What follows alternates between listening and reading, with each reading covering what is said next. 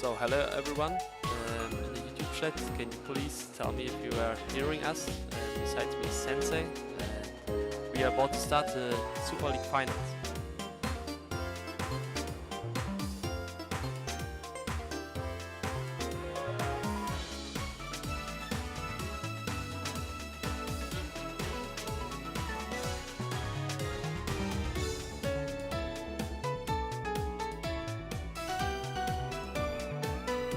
Can someone in chat please tell us if you can hear us? Or me?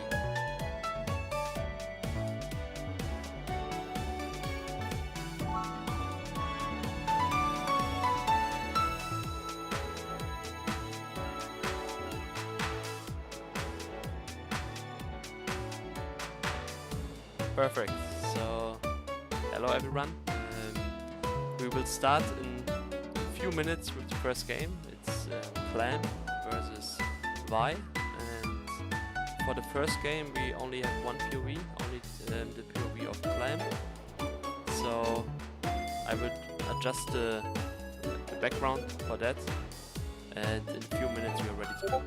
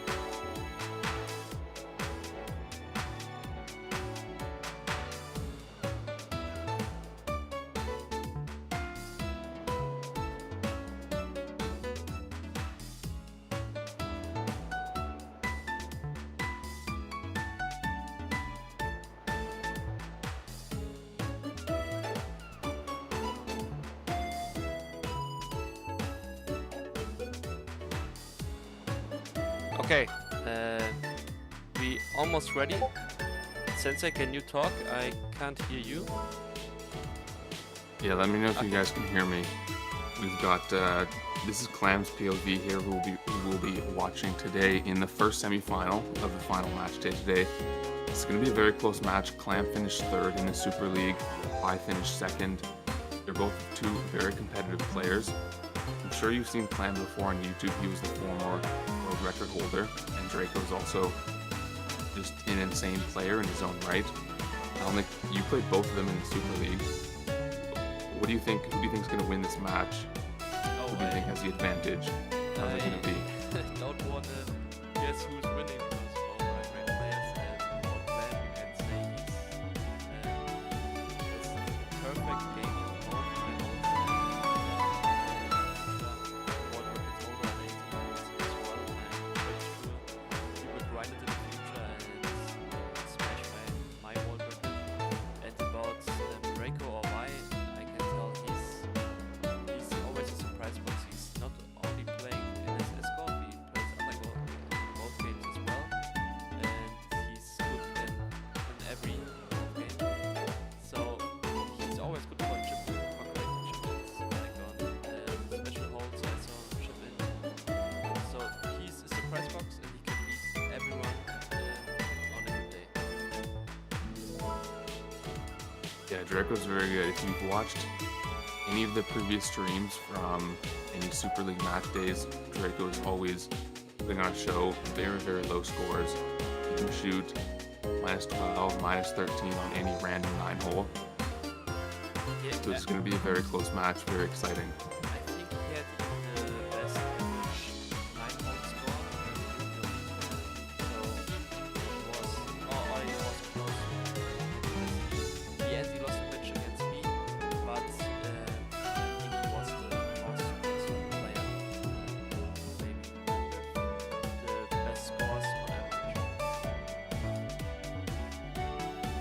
Yeah, I believe that. And Clam does so well when he plays offline. He's had, like I said, the former world record. And I think he just, if I'm not mistaken, he just got a perfect game on Classic 9. So he's extremely good on these 9-hole matches. And you can expect very low scores and a very close game here today. So he has also the perfect score on Resort a few weeks back, 2 weeks I think. So on both 9 holes, perfect scores, and in the future probably at 18 holes. So Ricardo, you were telling I was a bit quiet. I hope it's better now.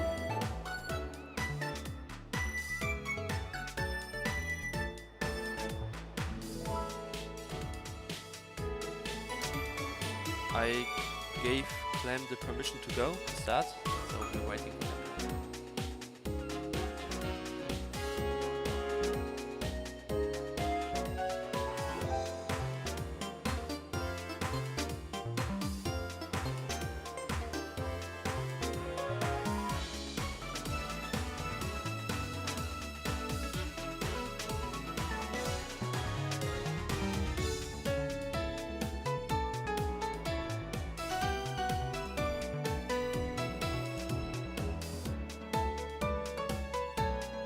Okay, let's go.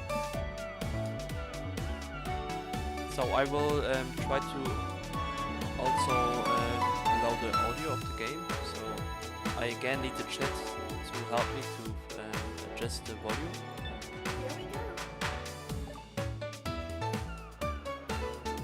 I think you should be able to hear the sound now, the gameplay sound. So please chat, let me know if it's too loud.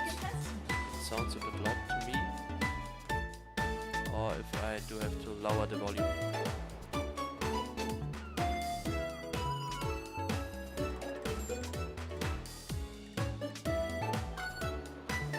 Okay, we start with hole 16 and these are perfect eagle conditions, I can tell.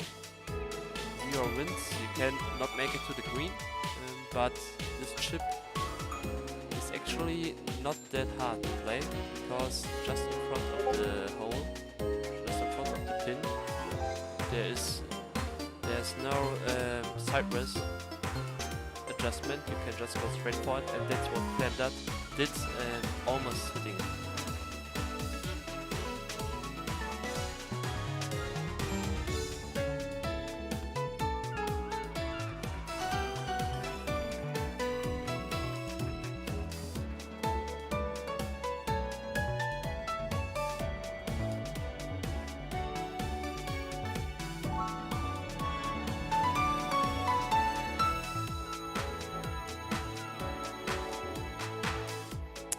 Also Draco missing the chance. So it's actually just a straight hit, but the power needs to be perfect because it's easy to overpower there.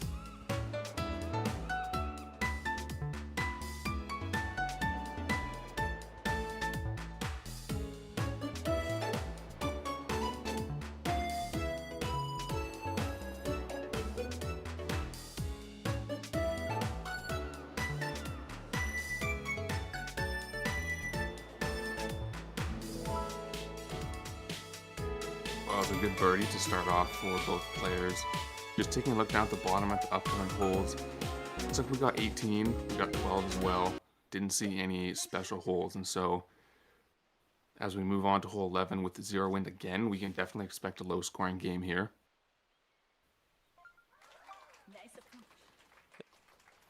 Clam's going full power with backspin. Almost got the hole in one, that was close. To the chat, I hope now I fixed the problems with the audio. So what we can also see is that Clem is a really fast player. And when I played him in the Super League, he was in front from the beginning. And when he's playing fast and always birdieing and always getting the good scores, it was frustrating to play him because he's leading and you see he doesn't make an error, and that can be frustrating. And in the end, I lost to him 2-0, very clear. Draco is, I think, a bit more slow on the play. But it puts pressure on you quite a bit when you're still in the fairway or you have a tough putt coming up and you know the other player's finished, you know they got an eagle or a birdie. and you also know they're watching you too, so it adds a bit of pressure when they're finished and you're trying to finish up the hole with a good score. Yes, yes.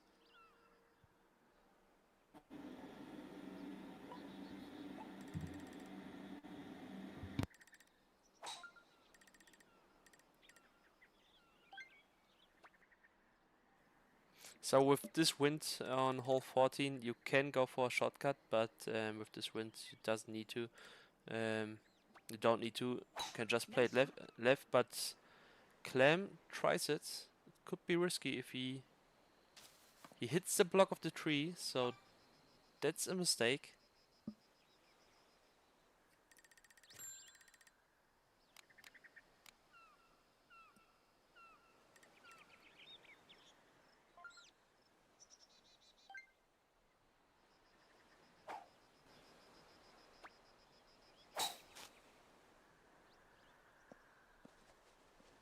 So Sensei was writing me he's a bit behind.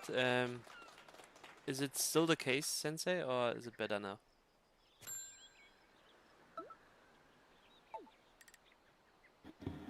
I think it's better, but if the audio is off from the video and our audio, you can let us know in chat.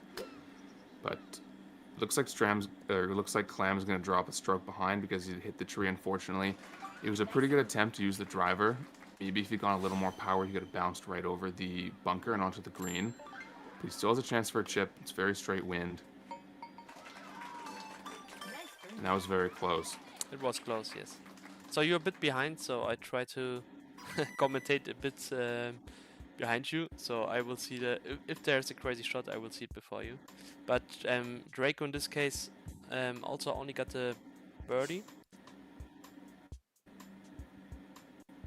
It was a tough pin position if you don't play the shortcut, because you have to bounce over the bunker for a good putting position. So I don't know what strat Draco used there.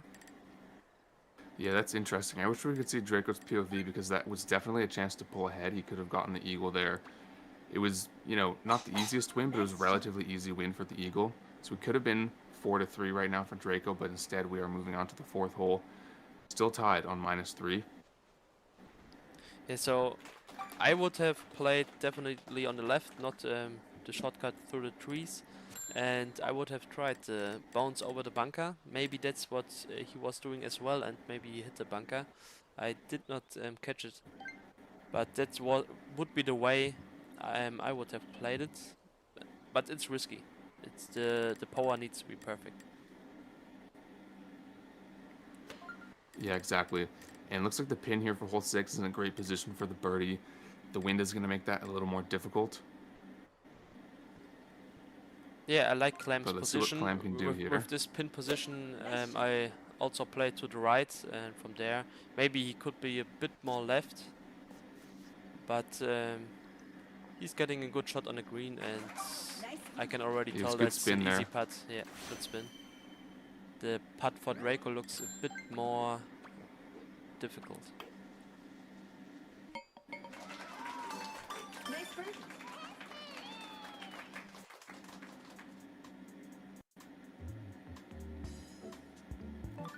So great birdies there from both players. It was an easy pin position for 6. Obviously the wind made it a lot more difficult.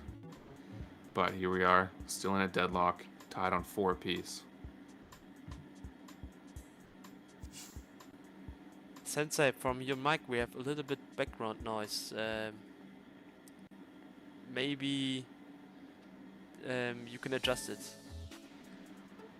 Yeah, 1 second. Oh, it's better. Or you muted it yourself, I don't know. Nice shot.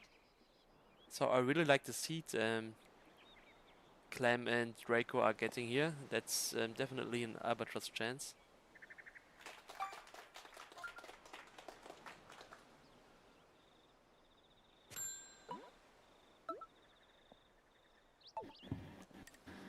Is the background noise any better right now? It's the same, or maybe a bit better, but if you can control it, it's not that big of a problem. We can ignore it. Nice shot. So we have a good albatross opportunity here. You see Clam shots first, and he underpowered, and that putt is not easy because the pin is just between the holes, and both on the same position. So both with they should make it, but it's not an easy putt. Well, he made it look easy, that's for sure. The 18 green is really tricky when you have the two different levels on the green. It's hard to predict the power here, but very nice eagle there from Clam. And Draco from the same position now.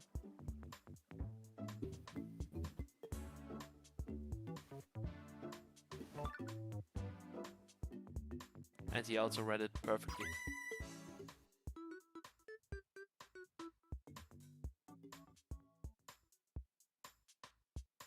Great eagles there. And Alec, do you want to explain just what happens if the game ends in a tie? So during the league phase, we just played the closest to the pin challenge, but for the playouts, we said let's do a sudden death. So if they're tied after 9 holes, they will just start a new 9 holes random, and they will play each hole, and the first player who wins a hole wins the first point. That's the sudden death format.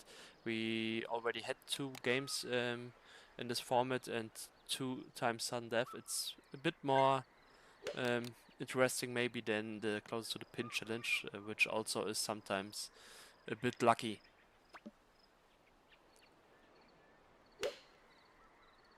Yeah, this is definitely a step up from a closest to the pin challenge, which can also just be a bit random. So it's nice to be able to play actual golf to determine any ties. Yeah, in the first playoff round, we had a game where Masaru, the Japanese player, played Ricardo, and he was really unlucky in the sudden death because he got a micro putt. So even there, you can just be unlucky, but micro putts are just part of the game, unfortunately. Yeah, it is unfortunate, but it is a part of the game and it happens to everyone, so it's not like one player is necessarily at a disadvantage because it could happen to anyone. Good players on hole 8 here, so Clam and Draco still tied. Few holes left. Yeah, hole 8's always good for a par, so I always take the birdie there. But we have 1, 13, and then 12 coming up. So 12 can be a bit wind dependent, but you would expect for 1 and 13 that both players could just score birdies. You might see some chip-ins, but I think there's a high likelihood that we go to a sudden death play after this. Yeah, it depends a bit on the wind, so hole 1 can also be dangerous if the wind is actually like this, a small wind, perfectly south, so there's a good chip-in chance, and for hole 13 it's the same. If you get good wind there, it's always an opportunity, and we see Clam shot here. And there it is. Nice chip-in by Clam. Yeah, there it So is. he's going to secure the eagle, the -2 here, which is the best he could have done in this situation, trying to get himself up ahead in the standings. So Draco with pressure now. Ooh, and Draco, I don't know if he miscalculated the power, but he would have really benefited from some backspin there, but it looks like Draco's going to be securing birdie here.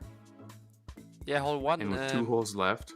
On hole 1 it's easy to overpower. I always compare hole 1 and hole 10 because there are the classic first hole and the resort first hole. They are very similar, but I noticed on hole 1 you always need to be careful with the power.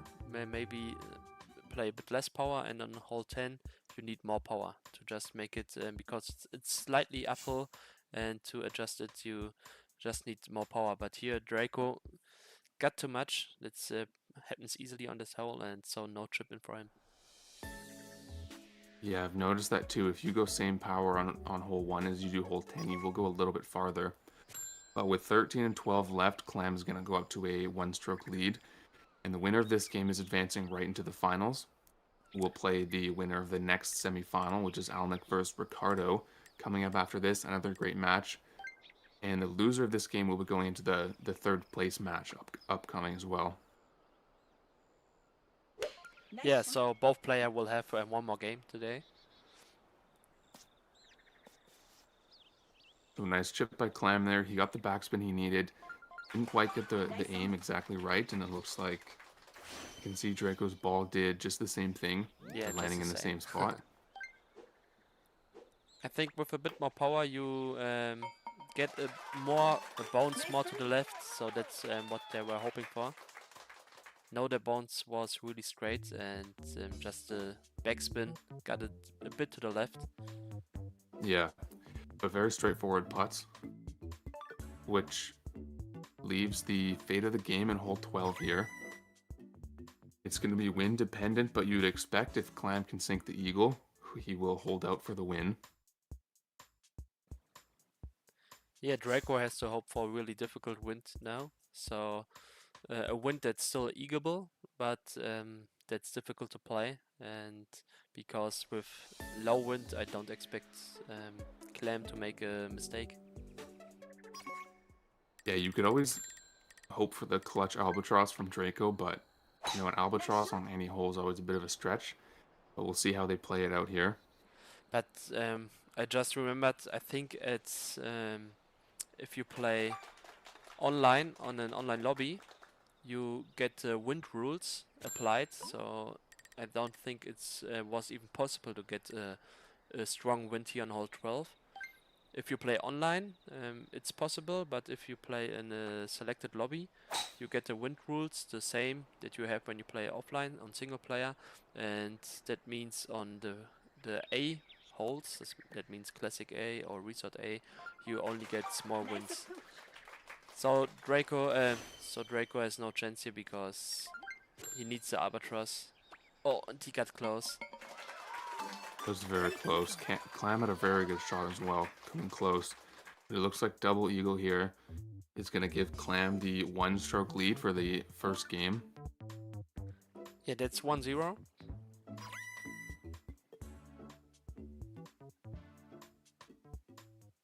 And which is interesting because it was a very close game, but if you remember on hole 14 when Clam hit the tree, Draco did have the chance to eagle that. So again, wish we could have seen his POV.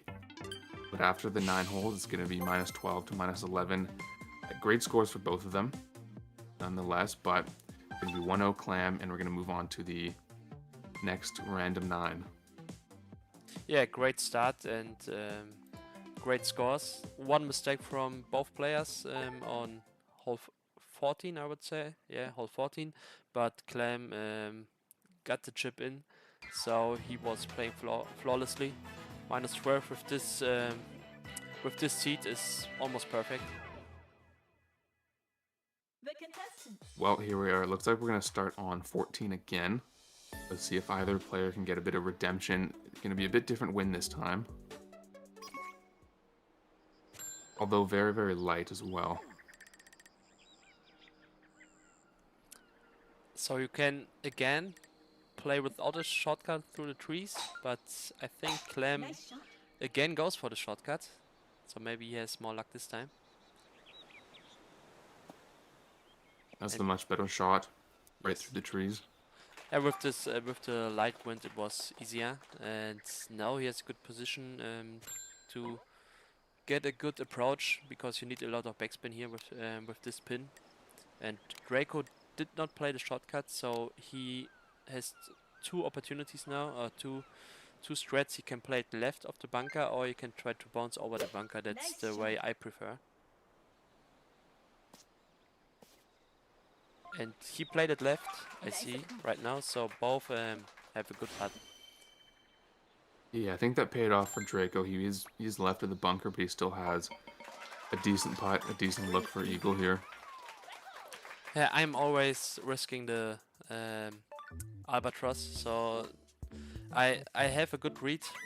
There are some visual points I use to adjust the power, and most of the time I'm successful to bounce over the bunker. Not always getting the albatross for sure, but I think it's worth it, at least in online lobbies. Here for the Super League, it's maybe the safer way to maybe the safer strat is the best way to try to get the win in the end. Yeah, because if you're going around and you're not taking the shortcut on 14, if you drive to the left of the bunker and get onto the green, you still give yourself a chance at putting for an eagle, although it might be a little more difficult. But sometimes, if you're tied or if you're in the lead, safe is the way you want to go. Yeah, especially when you're behind. And really nice power from, it looks like both players on hole 4. Both a little bit right of the hole, though. And Clem sinks the easy birdie. You'd expect Draco to do the same. Yeah, with 0 wind on this pin position, you can play the 5-iron full power and you will be really close, but the bounce always goes to the right. They had slightly south wind, so both players needed to play 3-iron, and they did. Yeah, the bounces can be sometimes ridiculous on hole 4. It's quite hard to predict. With minimal wind, 5-iron is really good power. Yeah, the green on hole 4 can be challenging. You always need a good approach, and because the bounces are so unpredictable, even that is hard to do. So hole 4 definitely not my favorite hole, but I like it. It's challenging. But sometimes if you're on good pace, you want a hole-in-one desperately, and you get hole 4. You know it's not gonna happen, or it's really rare.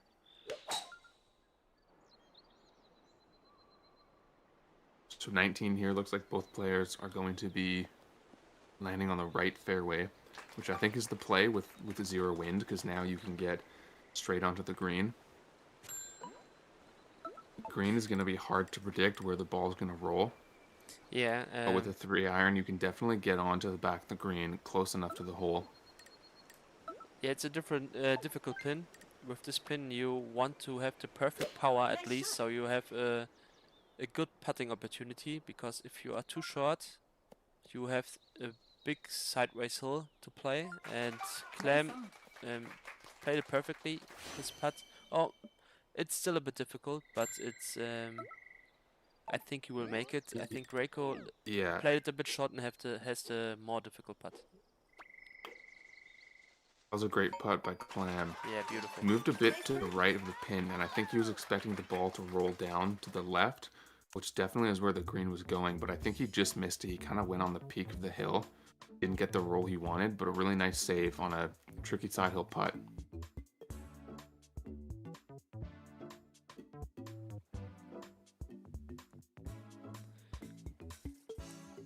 It's nice that Clem is always playing really fast, because we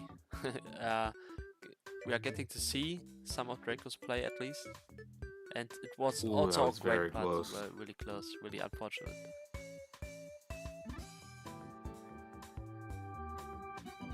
Yeah, it's nice we can kind of watch both POVs.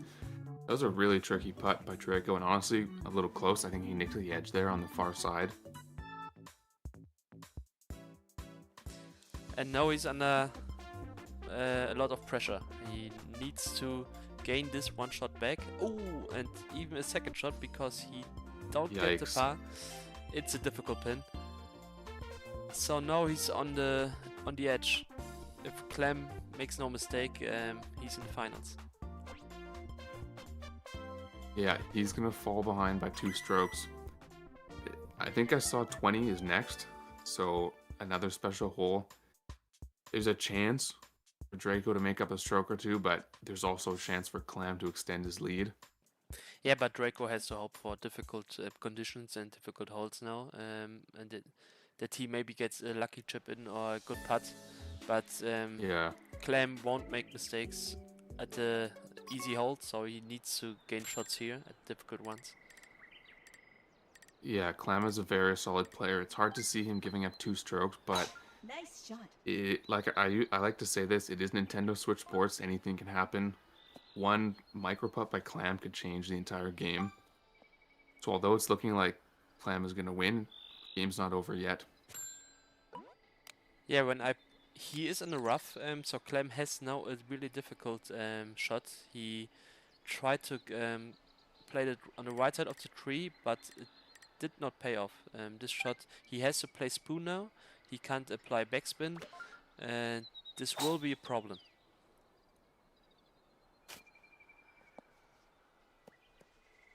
But he played it For perfectly, the not for position him. that he was in, Okay, that that was was as good as he could have done. He just cleared the bunker there. He got like perfect power on the spoon because he couldn't do backspin. So any more power, he would have been more down the green. And a great putt by Clam. Yeah. Good save for birdie. that was really clutch. He even touched the tree a bit. That slowed him down even more. So he got on the perfect position. I don't think anyone could have played it better. And Draco again with a miss. So I don't see a chance for him in this game anymore.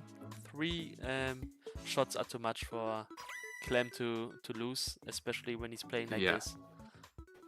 And with 5 holes left, it's tough to see a comeback. I wonder if it's just gotten in his head a little bit. He's definitely skilled enough to make that putt, but maybe the 2 missed putts on the last hole kind of messed him up a little bit psychologically. But we got 5 holes left. So when I have a bad putt or micro putt, I am always really on a low point. So I tend to miss then more putts just because I'm raging a bit, and maybe that's what is happening to Draco right now. Yeah, that's exactly what happens to me.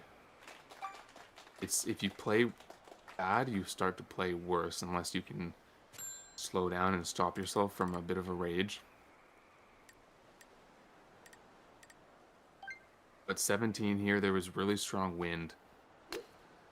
Bit of a headwind as well, so it was pretty much impossible to get onto the green, which leaves the birdie chances in the hands of a chip. Yeah, Clam was very close. Clem even had a good roll and still missed the green, so it was impossible. It's maybe even the worst wind direction for a chip in, because it's sideways wind. If you get it from the other side or a bit more diagonal, you can at least leave you at a good chip in place with really straight to the wind, but with this wind it was impossible. Yeah, but both pars there, so it's not going to change any of the scores at all. But Clam's still holding a 3-stroke lead with just a few holes left.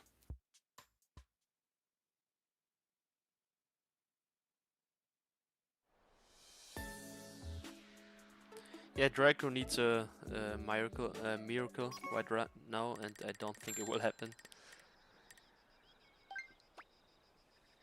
Nice shot. Hole 12, once again, it was a little bit of a headwind, but still enough to make it on little fairway island here. Yeah, they can only get the blue winds here, and with all the blue winds you can make it to the island. So hole 12 in online lobbies is always it's always possible to play the shortcut.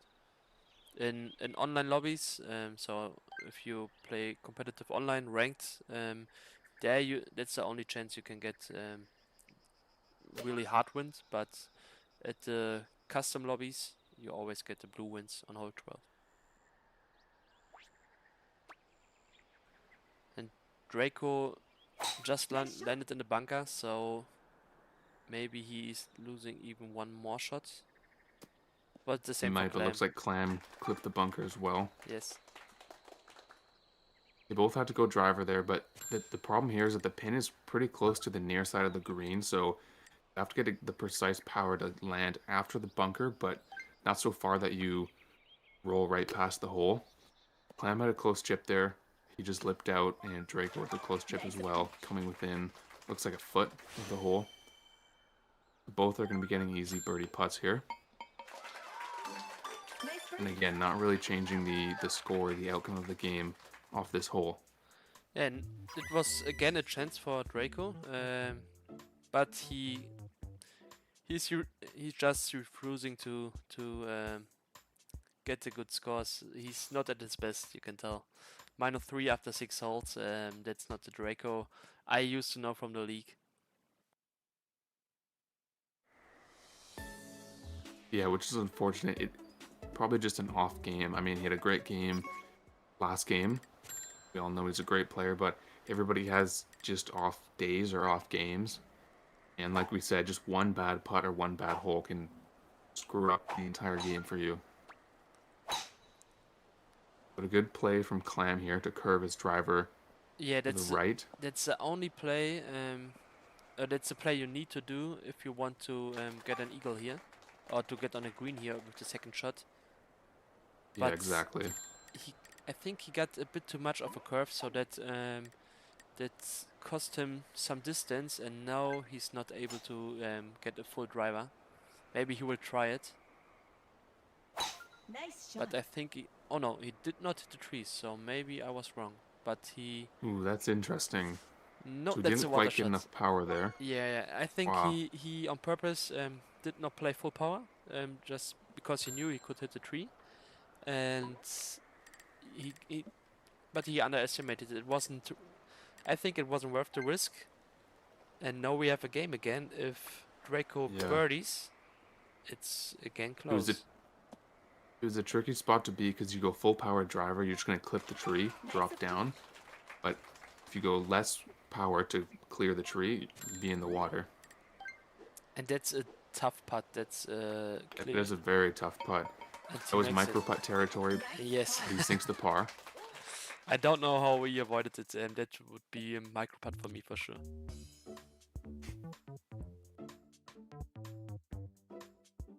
Now Draco could bring one stroke back, but keep in mind it's a 3-stroke lead right now, so he could cut the lead to 2. But with only, I think there's 1 or 2 holes left, it's still going to be a crazy comeback if he makes it. But he does sink the birdie putt. Yeah, good putt, but it's just one shot, despite Clem got in the water. So if you get in the water on hole 18, it's more punishing because you get reset on the rough and still can't make it to the pin island. But on this hole, it wasn't that punishing. He made the best out of it and still saved the par.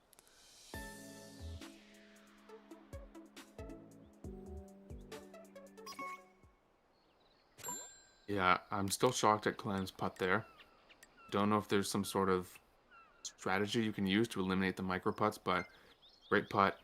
2 holes left. We have 8 and then 7. Yeah, I Clem's think going to be using the driver. so with that pin, Wow, that I was don't like the driver's thread, but he plays it perfectly and He got get it. the That was hole an in amazing one. hole-in-one there. Amazing. So Clem plays his best here right now.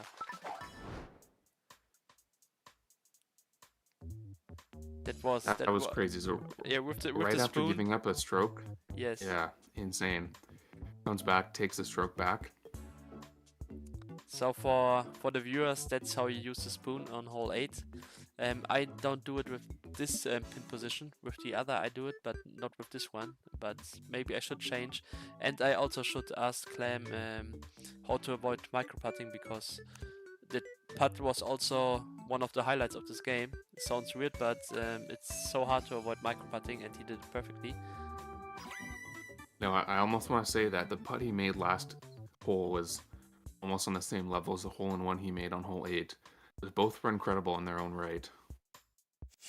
Yeah, I thought before as a joke to create some kind of highlight compilation, and only with shots where I avoided micro putting, because it looks easy, but these are the hardest shots, or the most frustrating shots. Even they feel even better than chip-ins if you make them. And Clem did. I'm amazed by Clem, so I'm a bit worried if I can win against Ricardo. I have to play him. I'm a bit worried because he's playing almost flawlessly. Some mistakes, but he also has the chip-ins to make up for these mistakes. So he's for sure in the finals now, and maybe even the favorite. Yeah, you could say he's the favorite, or at least tied favorite, but hole 7, just a victory lap for him. He's already got the game in the bag, and with the win on this random 9, that'll make him 2-0, so he will be advancing to the finals, who is going to play the winner of Alnick Ricardo, which is starting right after this match. That's going to be a great game as well. I'm really excited to watch that. Yeah, I had some online lobby games with Ricardo, and it's always back and forth. It's both of us can win any time. I think we on the same level, so that will be a dangerous match for me. And I think he's at his best right now, even better than in the league phase. So I need to step up, and I think it can be close. It may be. I hope not a micro putt or something, or luck will decide it. And I want to see some skill here, and we will get it from Ricardo for sure in the next game. Oh yeah, 100%.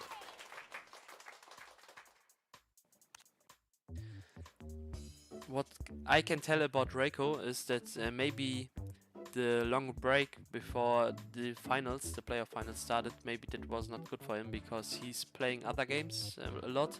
You can see in his tweets he plays some kind of Mario Golf, and I think he wasn't practicing a lot in the last couple of weeks, and maybe that's the thing that hits him right now.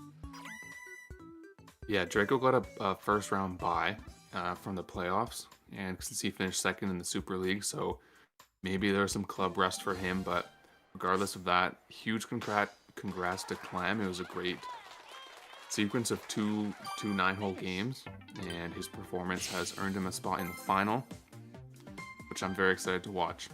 Yeah, big congrats. He was definitely on fire. He made some mistakes, but in the end it was a victory lap, and there were nothing to worry. I think in a closer match he wouldn't have tried to get over the water on hole 9. That's maybe something that he did because he was in the lead and he felt comfortable. But congrats to him. I will prepare now for my next game against Ricardo. Ricardo, you will probably hear me. You can set up your stream right now, and for the chat, we will have a short break right now, 5 to 10 minutes to set everything up, and then we will back. I won't commentate. I will get replaced by Tykes Gamer. You maybe know him, also a great golfer, so he has some insights as well. I want to thank you, Sensei, for joining me commentating and for commentating the rest of the event. And after the games, I will probably join the commentating or the voice chat again, and we will talk then later on. So thank you, and Sounds good. Good luck in the semifinals, Alnick. thank you very much. And for the chat, 5 to 10 minutes break. See you then.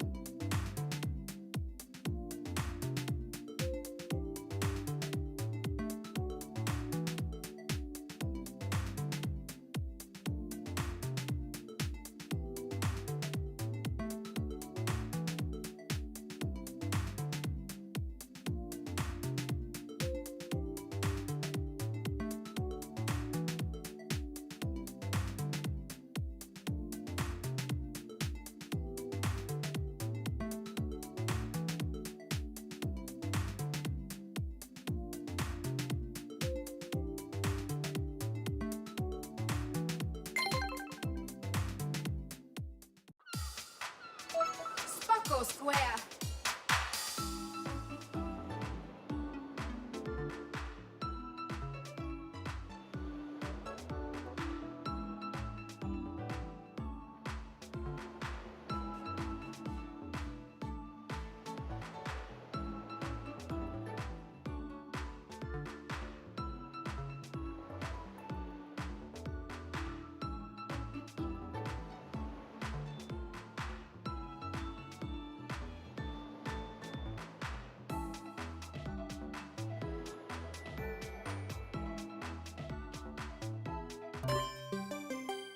Golf.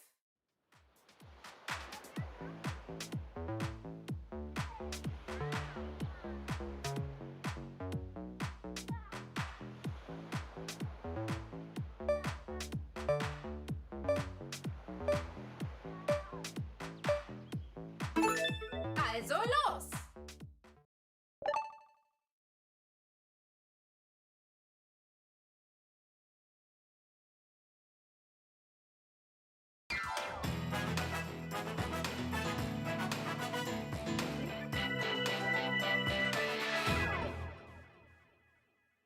Hier die Spieler.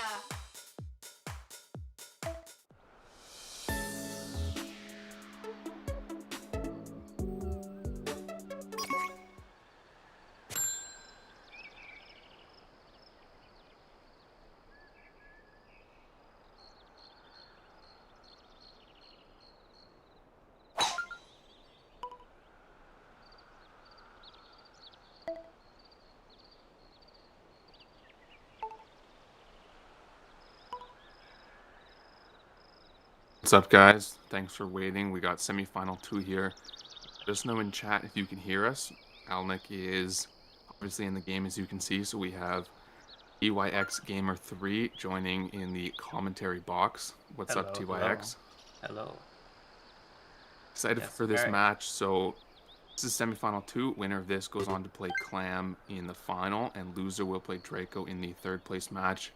Got 2 POVs here. Alnick on the left, Ricardo on the right. Alnick is a little bit ahead. Something we're gonna have to deal with. Yeah. But There's super excited for this match. Technical issues, but it's okay. We just saw a very nice match between 2 very skilled players, and hopefully that's what we will see here. So like we're starting off the full 5. Hearing you well, I hear you. Okay, thanks, guys. Awesome. Klasse Schlag. Hole 5, we got a nice win to start off the tee box. It's probably not going to make the eagle chances any easier. I mean, I don't think this win's going to allow us to get onto the green from the stroke 2 drive. Maybe a little bit closer for the chip. Might be able to see an eagle here, although it looks like the pin is at the back, and so going to be tricky. Can have a little bit of a break on the slope, but let's see what we can do with it. Yeah, and I'm really excited for this match. Alnick, obviously, we know him to be one of the best NSS golfers in the world. But Ricardo is, when he's good, he's easily a top 3 player in the world. He has multiple accounts where he's gotten to infinity. He has multiple 66-point performances in online games. And just as I say that, he comes 1 foot away from the chip and eagle. Yes. So a very talented player. Yeah, I assume we're going to see a very close match here. Exactly. So good birdie from Ricardo on the right. See what Alnick can do with the chip here. Looks like they're both going the same strategy, the 7-iron, looking to get a bit of roll on the green. Oh, and Alnick gets chip in very there. Nice. Very nice chip by Alnick.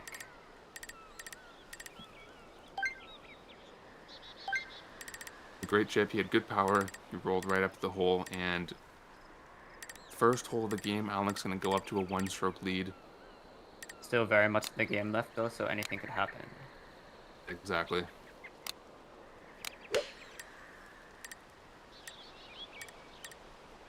Looking at a relatively strong wind here on hole 13, but still manageable with this pin. See if they can take with the advantage right of it. adjustment, you can definitely get onto the green. hole-in-one's going to be quite a bit harder. Prima You would expect Ernährung. birdies from both players here.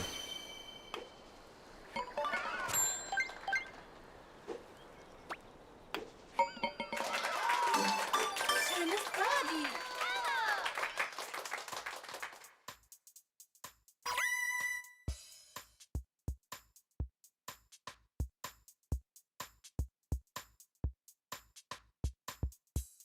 Or there from Alnick. Looks like he just cleared the bunker and he just came inches from the hole.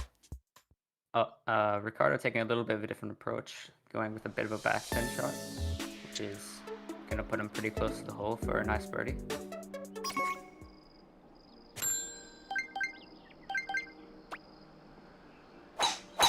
Klasse Both Schlag. players within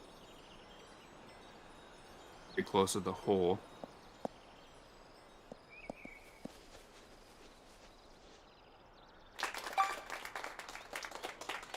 Very nice round so far. Very nice round at the front two. Just looking at the bottom of Alnick's screen, it looks like we don't have any special holes. Yes. So that'll, maybe make the scores a little bit lower. Commentators a bit behind. Yeah, Ricardo's stream is behind. Right now, both TYX and I are just watching Alnick's stream live. We're still about 20 seconds behind.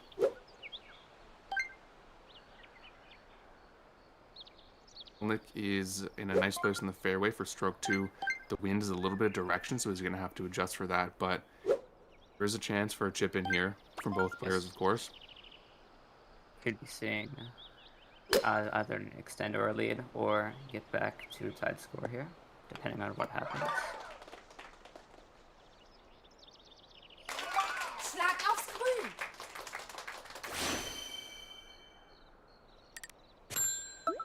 Ricardo going with a 9-iron, but Alnick going with a 7. So I see two different plays here. Both very viable though. Tolles Birdie. Let's see what Alnick does with the chip here.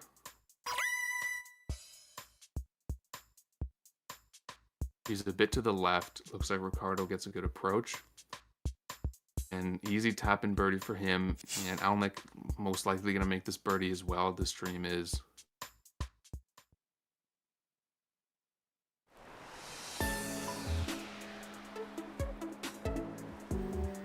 Good birdie there for both players.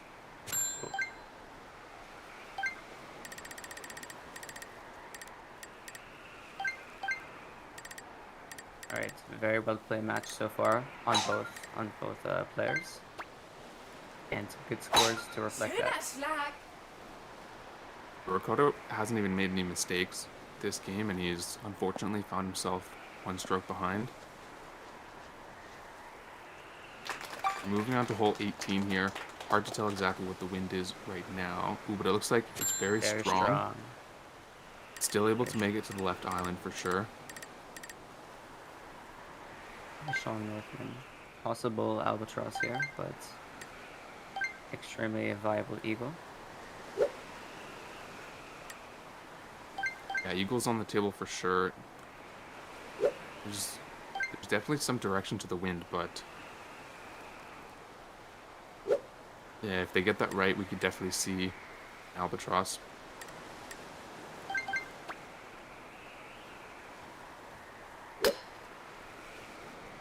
Both players are very far up on this island as well.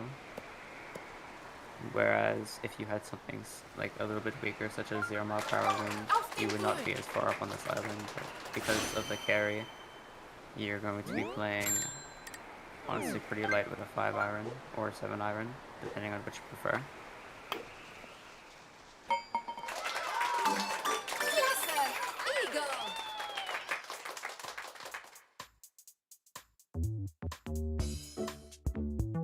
Alnick with the chip, he comes very, very close there. And the king hold Ricardo off, or will we see an upset? It's interesting. I think going into the beginning of the game that Alnick was the favorite, but if Ricardo did win, it wouldn't be a huge upset. Like, he is a very, very, very strong player, and I don't mean that lightly at all. I think when they're both playing their best, they can be competitive, matched up with each other quite well. I would say Alnick's a little bit more consistent. I've seen Ricardo go on some tilts, I would say. But like I said, he's reached infinite rank on multiple accounts. He's multiple 66-point games. He's a very, very solid player. Yes. I wouldn't run him off even if he's a stroke behind. Yes, 666 games and 3 accounts made to infinity. So that's nothing to be taken for granted. That's extremely. He's obviously a very talented player.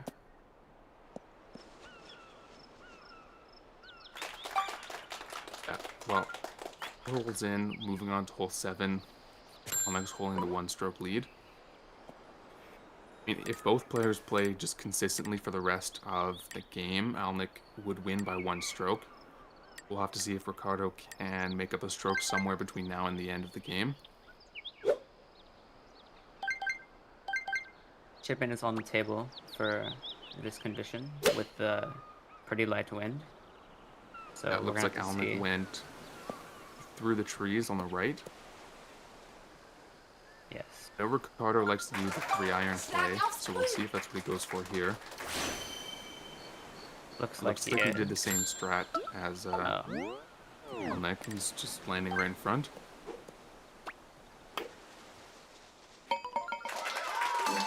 Schönes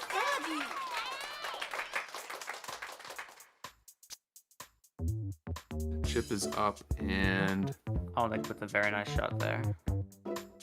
that was incredibly close. It looked like he rolled a few inches to the right of the hole. Oh, Ricardo also cutting it close. Just barely rolled by to the left side. However, he So will two have very a nice close putt chips. for birdie. That's going to be birdie for both players. Yes.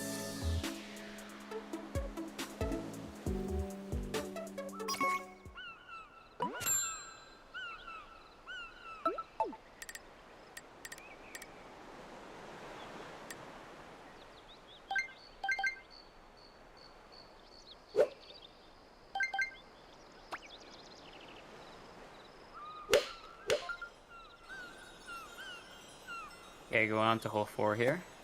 Looks to be relatively weak one. So again, hole in 1 is on the table here. Let's see if they could take advantage of it.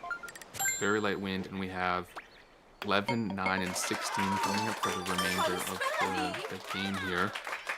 9's very wind dependent, so is 16, but there's definitely a chance to make strokes up on the next 3 holes. The Absolutely. game's far from over. Oh, and Alnick with a very nice shot, and Ricardo as well. Both very close to the hole. Extremely close. It looks like, again, we see a little bit of difference in the approaches. Ricardo with the backspin, Alnick with the lighter power and roll up to the hole, which we saw on, what was that, 13, I think? 13, yes. Seems like both strategies work very well, though. Obviously, they both came very close. Absolutely, absolutely. So we're going into the back 3 here. Alnick up by 1. However, the game is not over yet. And it looks like we have another par 3 with hole 11 with a bit of a crosswind, but it is very doable for a 1 or birdie. Big thing to be careful here is the bunker, just because it's slightly south wind, so anything under hit and could be a little detrimental. But I think both players will have a good chance here. Alnick with the 5. He's going to have to go backspin just because the hole is on the near side. Yes.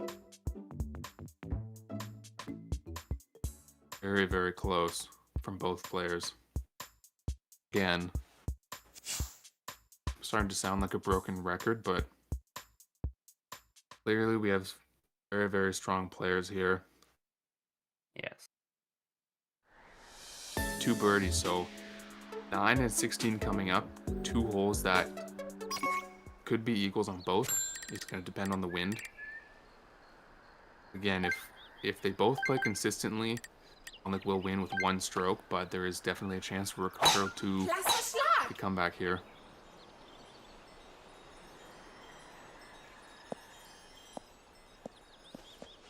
Ooh, even with the par 5 here, so there's an eagle up on the table, with a bit of a north wind, so it is possible that Ricardo will come up from the 1-stroke deficit.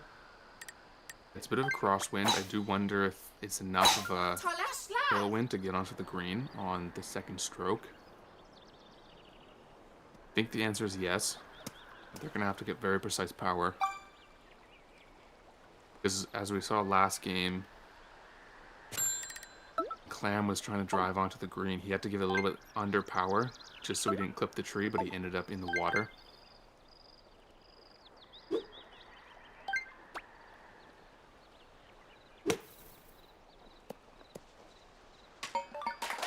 Toller Chip. Eagle. Both of them making the shortcut. Very interesting. Alnick's gonna have to chip from the bunker, but if Ricardo wants, he could putt. I think it depends on his exact lie and what the topography map Yep. is. Ooh, and Alnick with the chip in. Very, very well played. And that was a great chip. So He's that does doing have- exactly what he needs to do to stay ahead, keep the lead.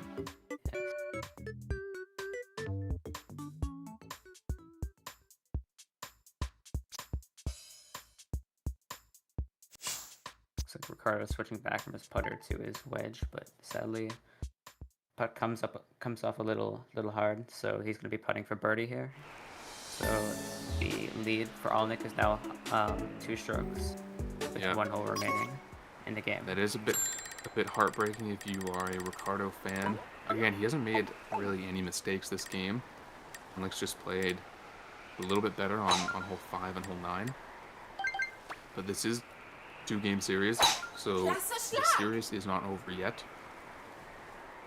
Anything could happen. I mean, like Yeah, what you we'll were move saying on. last match, it's Switch Sports Golf, so pretty much anything's up for grabs. It's true, and we have seen Alnick micro putt before, so Yes. this game probably over, but again, there's another random 9-hole coming up after this. Ricardo could easily win that one. Absolutely. Absolutely. Wind is a bit too tricky to take the shortcut here. Both players Ooh, are going Alnick goes in around. the rough. Alnick with the rough on the first shot, but still has pretty good, he's got a space between the trees that he can hit an iron with. Gute He can still make it, Annäherung. but even if he drops 1 stroke, it'll still be enough to win. Yes.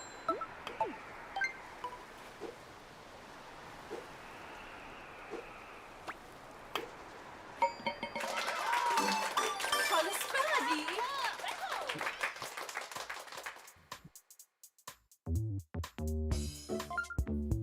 Nice chip by Alnick. He definitely made the most out of position. What he had. Yeah. What he had.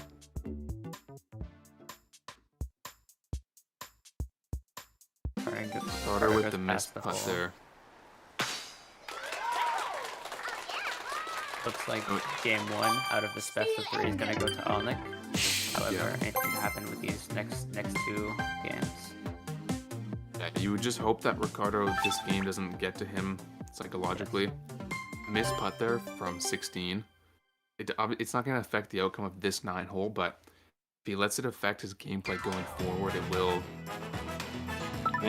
do well for him. So hopefully he can refocus. A great score by Alnick, minus 12. Ended up with a 3-stroke lead. You can see the match updated in the bottom left there, 1-0 Alnick. It's best of 3, so first to 2.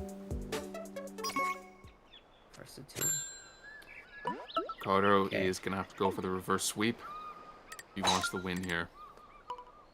We have We know seen it's very possible. good comebacks from Ricardo in the past, so Yeah. hopefully he just doesn't, like what you were saying, hopefully he doesn't let the loss get to his mental, and that Exactly. And both players play their best this game. Let's not going to make it easy for him. making up a comeback on Alnick is very, very difficult. He's very solid and he's very consistent too. Yeah. Toller Schlag. So, this game we are starting on hole 3.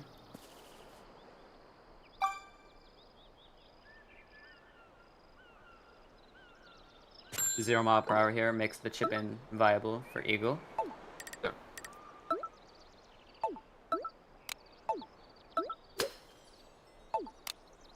Very straightforward hole with 0 wind. Depending on the placement of the pin, there is a good chance for an eagle. Absolutely, absolutely.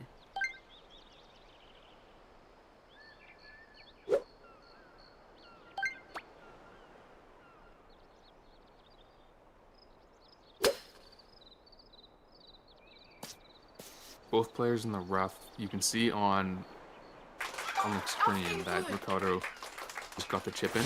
So he's starting off the game exactly how he needs to with a -2. Great chip in. And we will see on Ricardo's screen right now the chip. Schönes Birdie. Very well read. Very well read chip. Very well read. Green does bounce you to the right, and Alnick just coming up short. Can't quite do the same. Great start to Ricardo. Looks like he's going to be jumping off to a 1-stroke lead. Exactly the opposite of last game.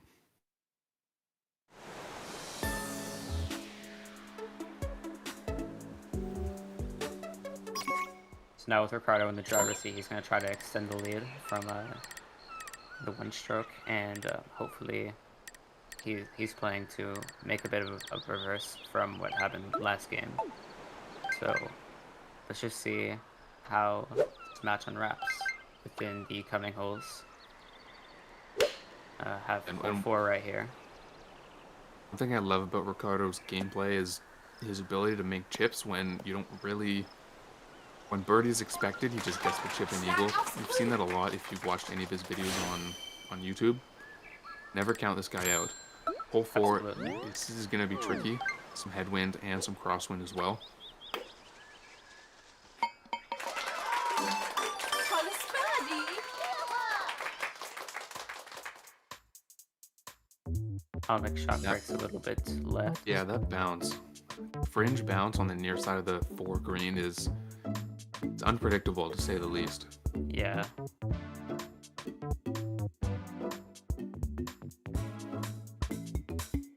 But Alnick still makes green and goes for a birdie putt. Yeah, and he'll make that birdie, which he does, and now to Ricardo, who looks like he's just gonna come close enough for the hole-in-one. Close enough that you'd expect him to make the birdie and maintain the 1-stroke lead. Okay. A lot of people consider this to be one of the harder par 4s, so seeing both of them birdie this is just goes to show how talented these players are. And Par 3s, yeah. Out of the par 3s, definitely one of the harder ones. I mean, it's not even close to being in the same league as hole 13 or hole 11. Good birdies from both of them. And Ricardo with the 1-stroke lead still.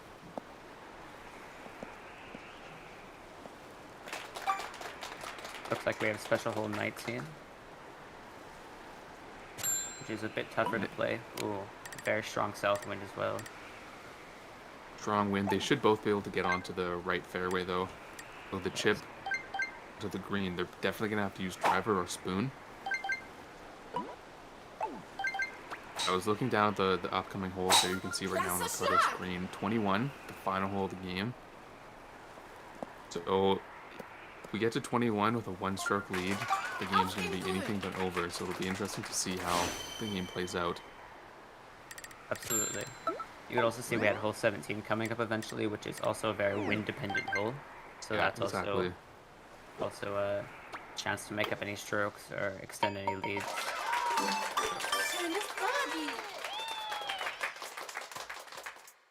Both players getting, looks like Alnick, the green. I think I saw Ricardo's ball on the fringe. Alnick has a relatively easy putt here for birdie.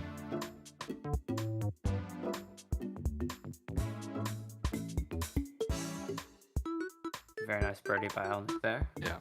The question, why is Ricardo a bird? I'm not sure why he's a bird. T-by-X might know the answer. Well, I almost said back long ago. A few months ago, he actually wasn't a bird, but he believed that his character was affecting how he played, so he switched to the bird, and that's about when he started entering all these tournaments and started playing much better and improving as a player. So I think he believes it's like more of a good luck charm. And also Ricardo as a bird is just very iconic, I think, to say the least. He's iconic. Unfortunately, the bird underpowered that putt a bit, and ooh. Yeah. It's tough to see, especially if you are a Ricardo fan. Underpower the first putt, and it looks like he lipped out for the second putt, so putting for bogey here, I believe. He does Still think that. Yeah. Still a lot of the game left, though, so anything could happen. That's true, and yeah. In the span of one hole, Alnick goes from 1 stroke down to 1 stroke ahead. This is something that could affect Ricardo mentally. Hopefully it doesn't. Hopefully he won't let that affect him. With six holes left, Alnick's taking the lead. Klasse Schlag! Hole 5. On hole 5. Yeah, I wonder if we'll have the same outcome as last hole 5. I believe I have front pin here, so chip and eagle is more possible due to the topography.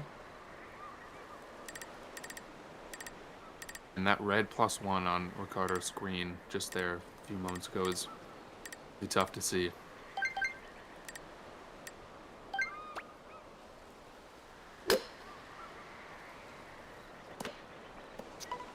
Both players having a fair chance at capitalizing during this pin. Yeah, and as you said, front pin. Pin's way easier now, but they're gonna have to get the crosswind quite accurate here. Yeah.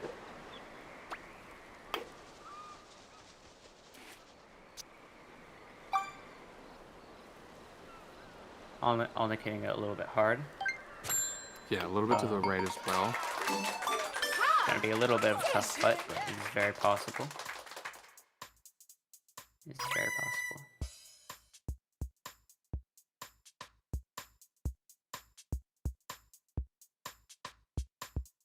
Ricardo with the birdie there, we can see on the left of Alnick Alnick's lips. screen, and Alnick with the Lip out. 180-degree lip out there. That's unfortunate. Got a Lips tap to in for see. par, so game's tied up. Absolutely. So like I was saying, very neck and neck game between two very skilled players.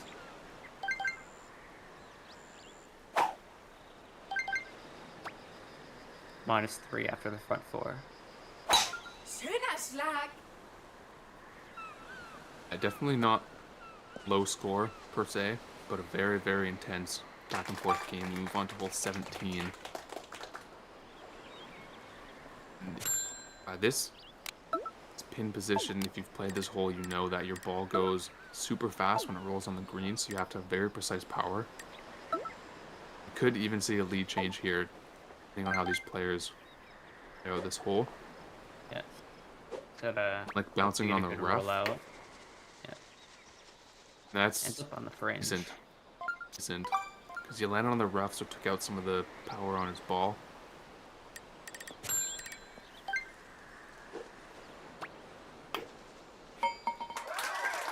The tricky part here, it looks like there's 2 different directions the green is going, so he's going to have to adjust accordingly. Going for the putt as opposed to the chip. Ooh, and he just comes up a little bit left. Close. Carter looks like he's gonna go with the spoon for his tee off here. Rolls a little And past. it looks like we can see on Alnick's screen, he just rolls right past.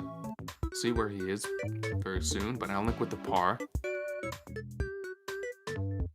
Leaving Ricardo on the door green, open but with a tough putt. for Ricardo. putting for birdie and putting for the lead.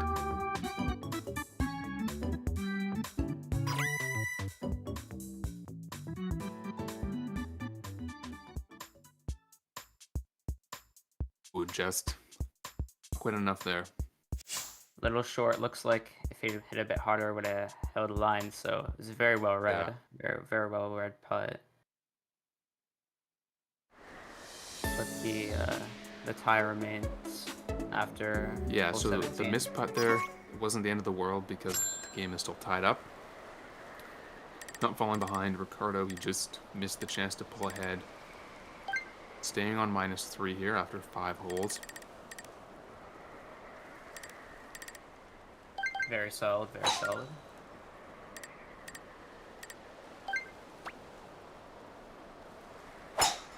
It's like hole 7 here.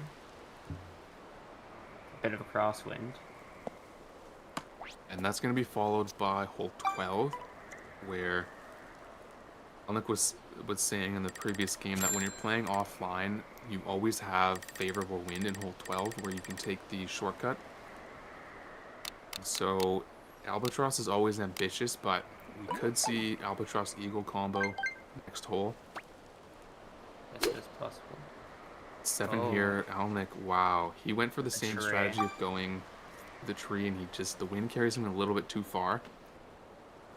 Yeah, he won't be able to get out of this one. This is going to add 1 stroke to his score for sure.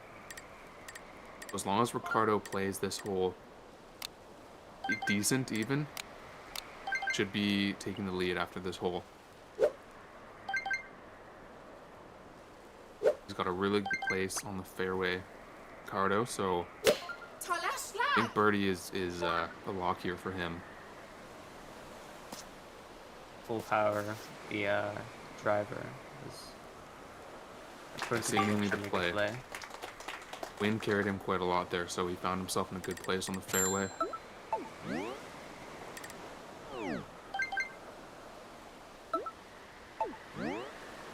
Alnick's going 5, clubbing down from the 3. Ooh, Ricardo with a nice approach there, and then Very nice approach. ooh, a little far, but it's And very Alnick got doable betrayed a play. little bit by the backspin.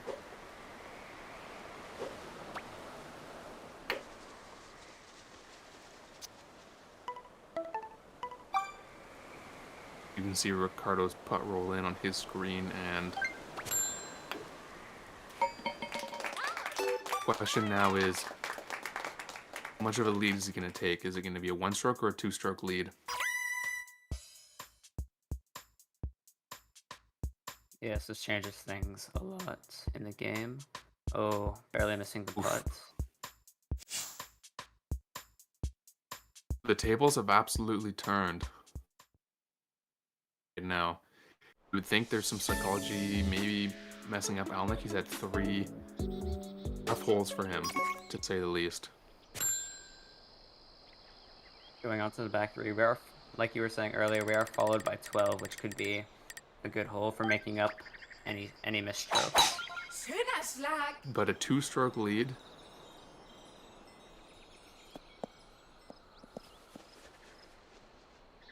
Three holes left. Ricardo is by far the favorite right now because if he can just get eagle birdie on the last 3 holes, he will tie the series up. As we mentioned, it's first to 2 on random 9.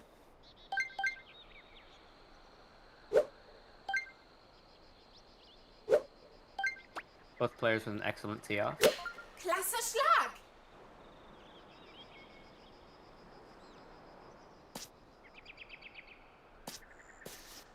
And the win is it's not difficult. It's very much able to get into the green. Expect them to have to utilize backspin because the pin is so close to the bunker. Yeah. If you were to clear the bunker, not past the green, it would seemingly be impossible. You need the most precise power, so looks like Alnick's going backspin here. Probably the play. Very nice shot by Elnick. Very close to the albatross there. Yeah, so he's gonna tap in the eagle putt. Looks like Ricardo's a lot farther behind on the fairway island. didn't see exactly how he took his tee shot, but he's gonna have to go spoon here, which is not as advantageous as being able to use a 3-iron. Yes. Luckily, the south wind does help a little bit with keeping the ball under control on the carry. With the spoon, he'd find himself in a pretty good place on the green, so watching his screen, looks like he just gets the perfect power to clear the bunker. Very well Puts for an played from eagle, that so position. maintains his lead.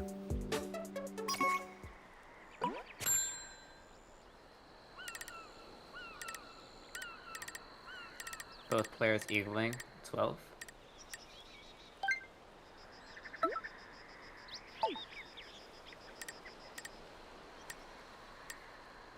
It's a high-scoring game right now. It's only -6 to -4, but at the end of the day, it doesn't come down to what your score is. It's Toller just Schlag! was a lower score. So right now that's Ricardo. Although in both games, the previous semifinal and in this game, we've seen bogeys on the special hole. Gute After hole Annäherung! 13 is 21, so you would expect Ricardo to be able to maintain his 2-stroke lead, but with 21 coming up, anything could happen. Tolles Birdie!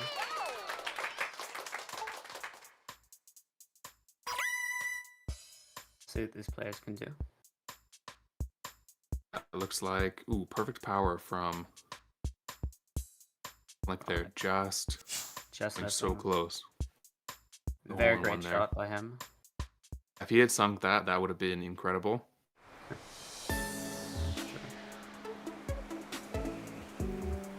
Both players playing the same strategy here with your rollout. We can see Ricardo got the birdie on the left screen here. On the right screen, it looks like he came very close as well. So 2 really good tee shots. Schöner Schlag!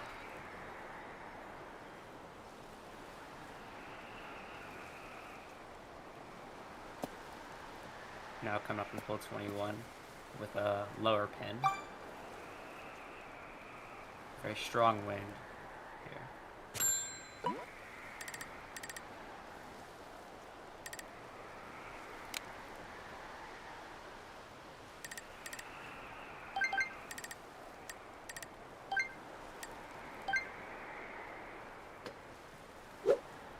Both of them playing the tee off similarly. Yeah, it looks like Alnick's going to be in the rough. Gonna dampen his chip and eagle chances a little bit, but I mean, still very much able to get onto the green if he can get the wind correct. Eagle is on the table. Ricardo a little bit further back. Looks like both on the rough though, but Alnick with the chip here. Oh wow, very Wow, very that well was done. an incredible shot. Backspin was really perfect. Very well done. Watching that ball sail through the air, you were thinking it's just gonna go right by, but Spielende! been saves him. He gets the beautiful chip and eagle, but might be, and it is, too little too late. So he makes up 1 stroke on the special hole. Ricardo with the 1-stroke win.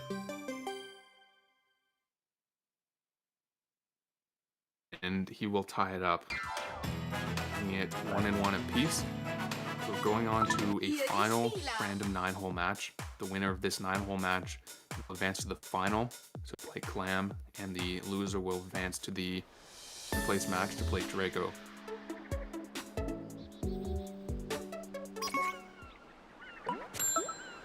So 2 very back and forth games we've had so far. Yeah, in this game, it wasn't the lowest score, but it was like both players had great plays. Absolutely. Chip-ins. It was a tough seed to keep in mind. It was a pretty tough seed. Yeah. Toller Schlag! Ricardo won with the bogey there, which just goes to show well he played on the other holes. But also, Alnick didn't play the best himself, so this final game is going to be very interesting. We're starting off on hole 14. Wind that allows you to go the shortcut, sure. Looks like they're both going to take that.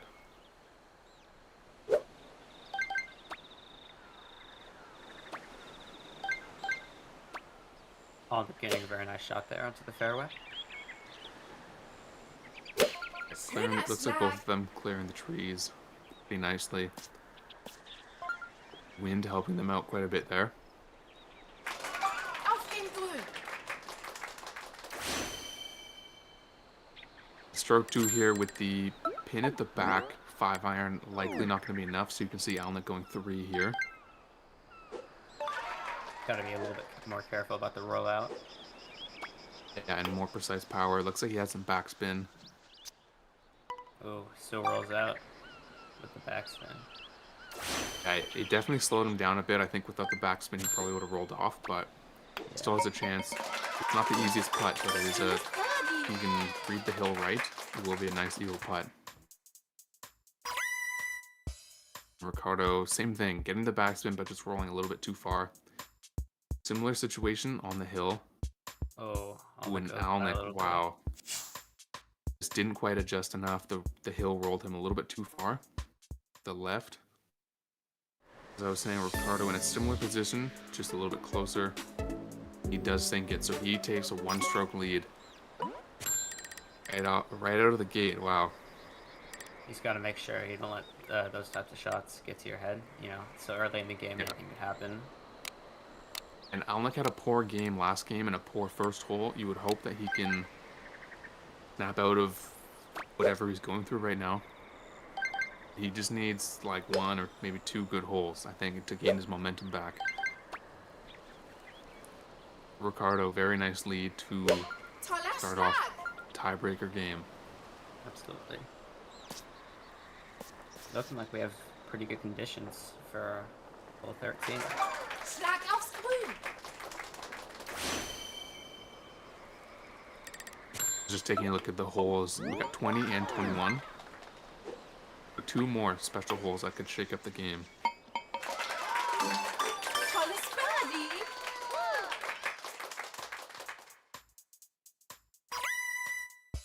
Okay.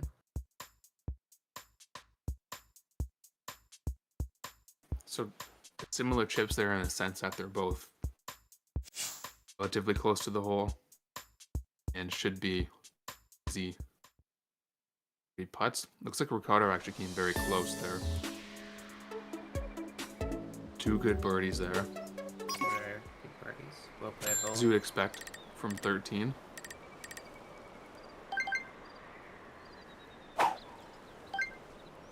Gap is going to stay the same after 2.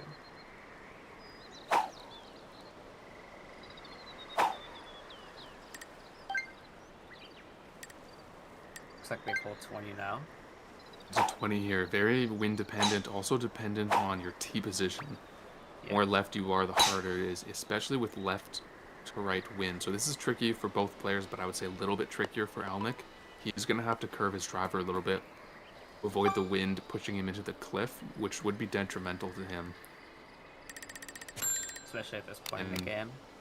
Yeah, and now you're just hoping he can get enough power, because when you do curve your driver, it does get a little bit less power. We'll see how the ball flies here.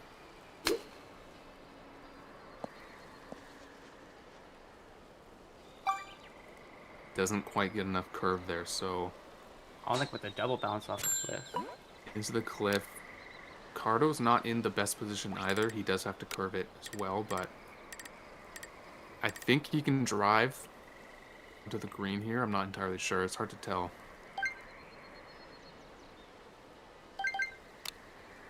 Alnick's And unfortunately Alnick- have to chip onto the fairway. The chip onto the fairway, so adding 1 stroke, and an interesting position that Ricardo's in. If he could get the height, he can definitely make it onto the green. I think if he went 3, it wouldn't be enough power. He would just clip the tree, drop into the bunker. Spoon, he's going to have to... Hope he can avoid the tree here.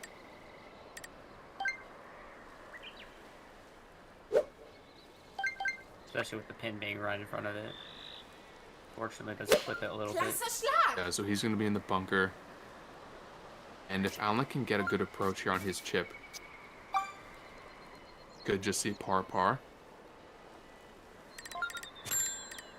He's going to have to adjust a lot for the wind, and there's also tailwind, so he can't go much power, but the pin is also kind of on the near side, so you need backspin. So there's a lot to think about for Alnick's chip here.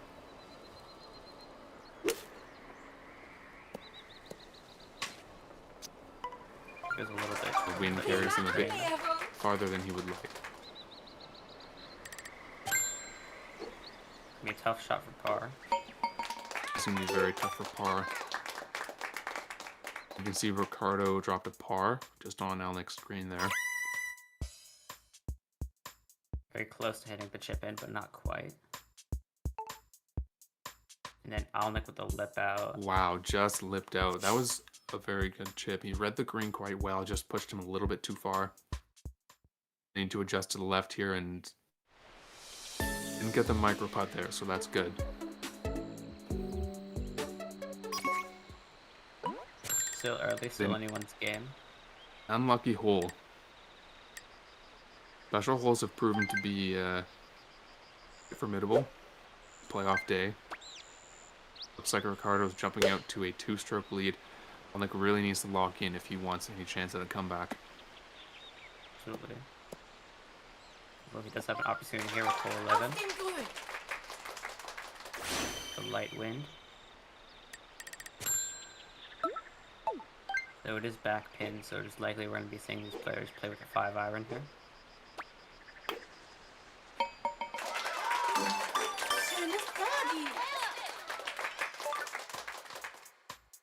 Alnick's shot breaks a little bit left, but still pretty close to the hole. Both players very close Yeah, to the the bounce there, it's tricky to count for.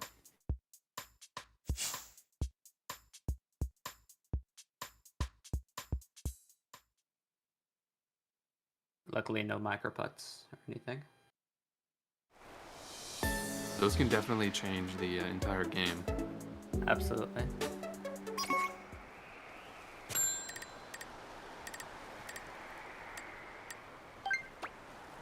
Very well played ball from both players.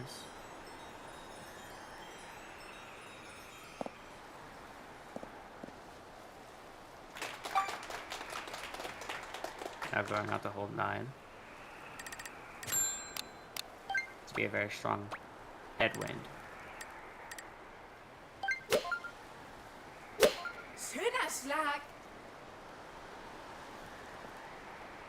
So the players are not going to be able to make a shortcut here, meaning they're going to have to try to get an approach shot from the same island, and then go for a chip and eagle or an approach big green for a birdie.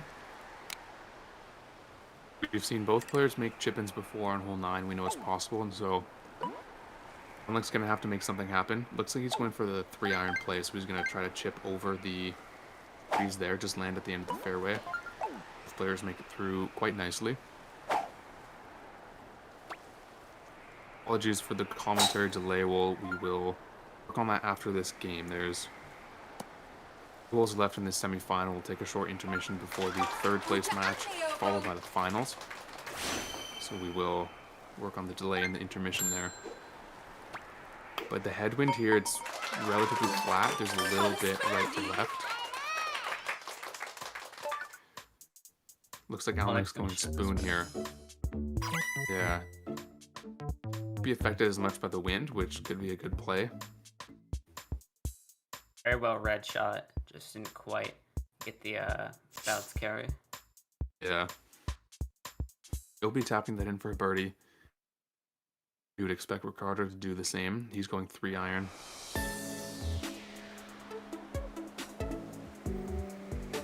Do you think Ricardo was a little bit further back than Alnick? His putt's a little bit harder. Klasse Schlag.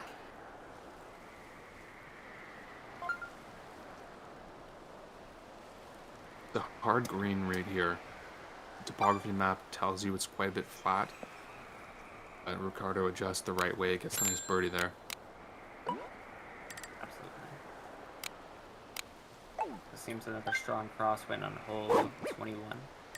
The Just second like of that. 2 special holes, we saw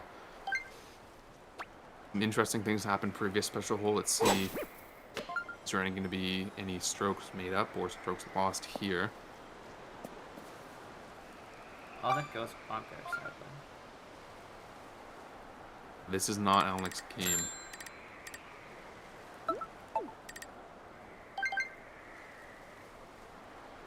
So unfortunately for him, the bunker is going to add extra stroke to his score as well.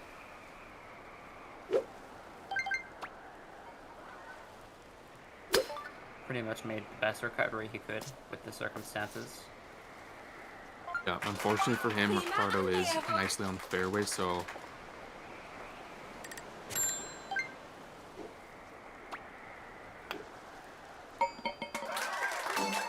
Ha! Sehr schön. we saw him make the chip last 21. Be pretty incredible if he could do the same again here. Absolutely. Sadly didn't roll far down enough. No, He was going to be putting for the par. spin stopped him from doing that. And Ricardo saves a birdie there.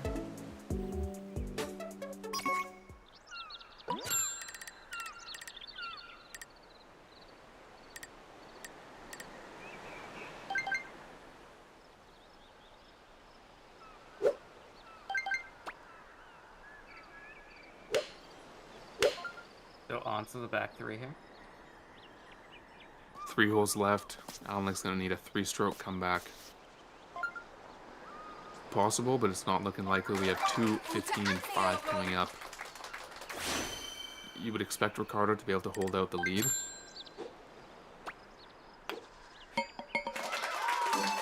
Schönes Birdie.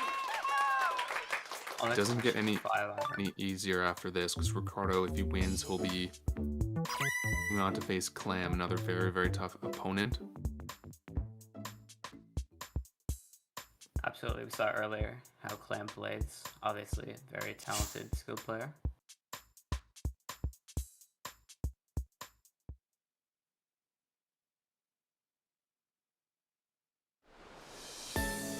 Decent approaches there.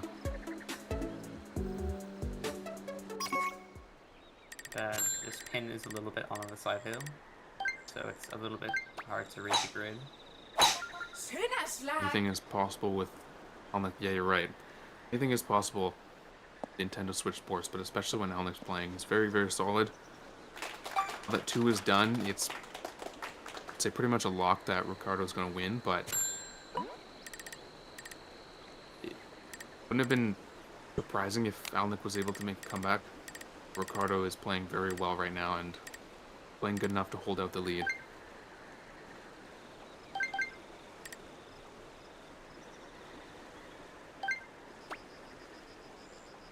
Do you want to mention Ricardo is a very good player when it comes to hole 15, making chip and eagles here quite often. Prima Annäherung.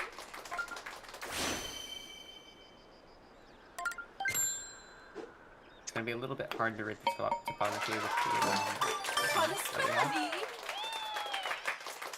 but again, anything is possible.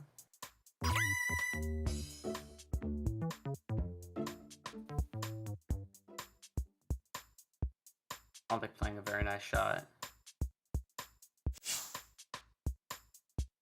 Very close. They're to very the hole. nice. He just needed both very nice shots. Just needed a tad more power.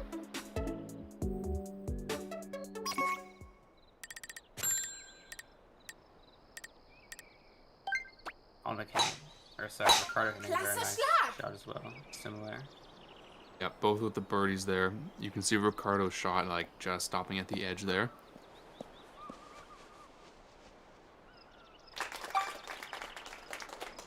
Not going to affect the outcome of the game at all.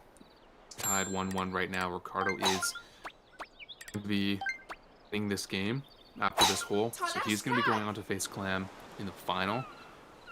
Claim, or to attempt to claim, first place in Season 1 of the NSS Golf Super League. Alnic will be moving on to the 3rd place match to face Draco. Both who are very, very solid players who you get the sense that didn't play up to their standards today, which is unfortunate, but it does happen. Everybody has off days.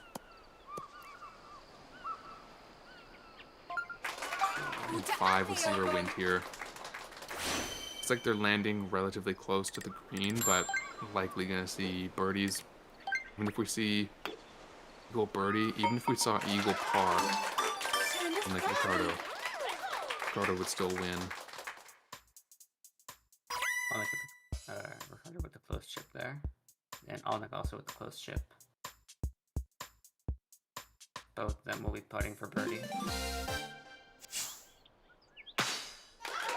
We saw Alnick took an iron there while Ricardo opted with the wedge, which just goes to show another play very many holes with different strategies and it'll work just fine.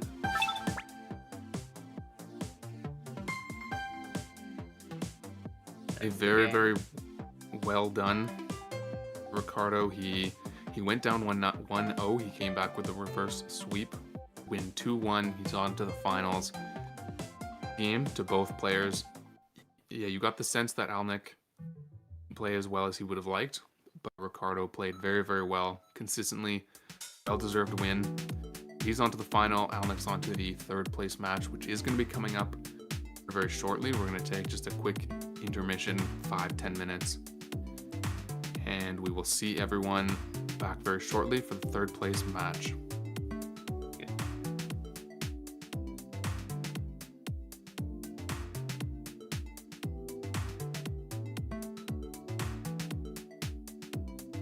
I turned you off, you can talk.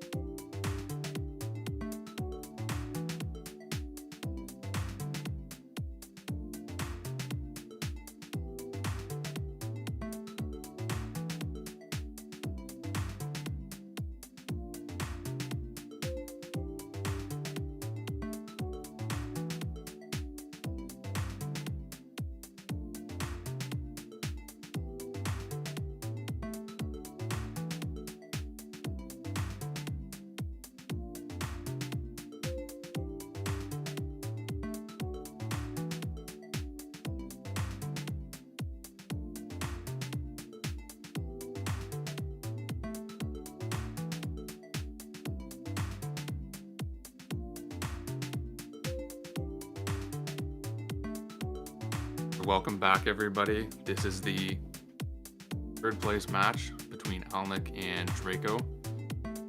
Let us know if you can hear us in chat, and let us know throughout the game if there's a delay. We're trying to just fix that a little bit, but very interesting semifinals. Saw Clam take down Draco 2-0, and then we saw Ricardo complete the reverse sweep on Alnick. So both these players are here fighting for third place. Season 1 of the NSS Golf Super League, and two very, very strong players. I think a very good match here. We've seen how they played thus far in the tournament, and hoping for some close games here, some low-scoring games. Yeah, and I think it's safe to say that last game wasn't Alnick's best. We would hope, especially if you're an Alnick fan, that won't affect him psychologically. Hopefully he doesn't go on a downward spiral mentally, but it's going to be a good game, that's for sure. Gotta try to shake off any of the bad shots. Just kind of keep your head up during the game.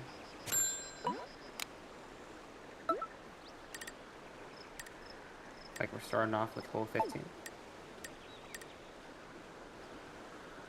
Bit of a tailwind here.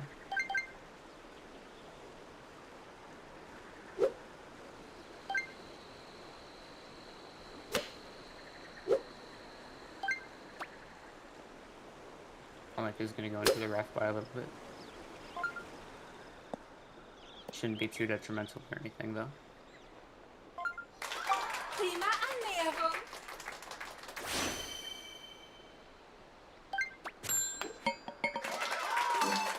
Schönes Birdie. You can still make it onto the green for sure. The rough just makes the chip a little more sensitive. Gotta pay a little more attention.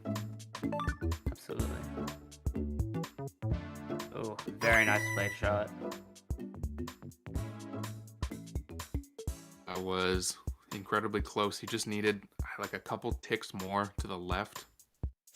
Green carried him a little bit down, but easy tap in for birdie there. Good, Absolutely. safe way to start off the match here. And Draco with a little bit of a farther away approach, but you would expect him to sink the here, which he does very nicely. Very nice start. Very nice start.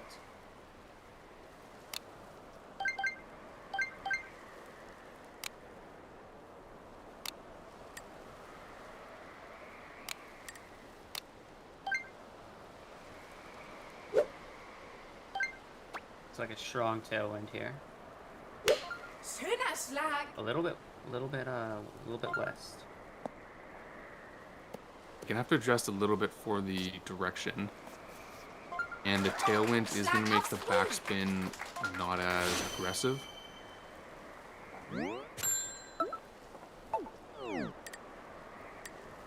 The 7-iron here gonna have to definitely go under full power. Looks like Alnick's going for no backspin, so he's gonna have to get the power very correct here. Tolles Birdie. Clears the bunker fine, but rolls just a little bit too far. Looks like Draco, you can see his ball in the corner there, did go for the backspin strategy.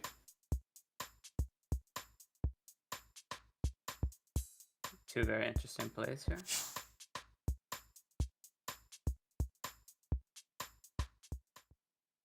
Yeah, two different approaches, but two birdies nonetheless.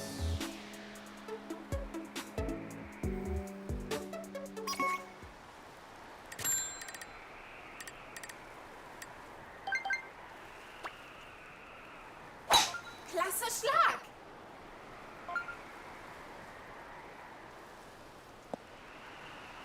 Both players seem to be playing very well after the first two.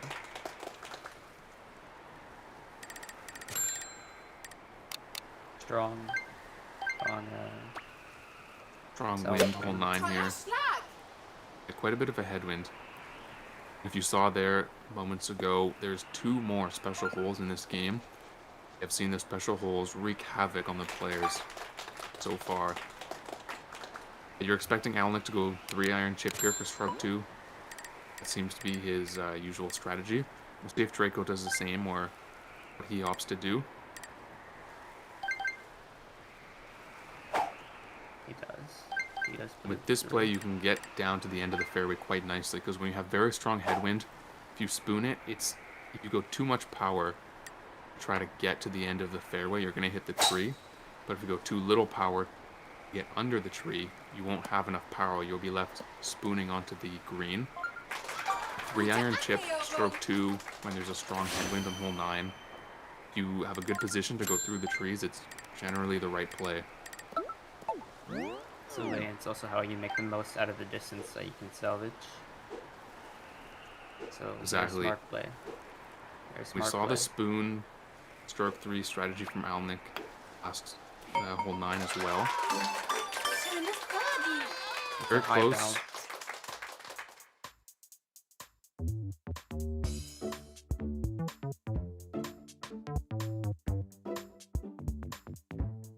I think he saw Draco's ball in the corner right there. Shouldn't be too far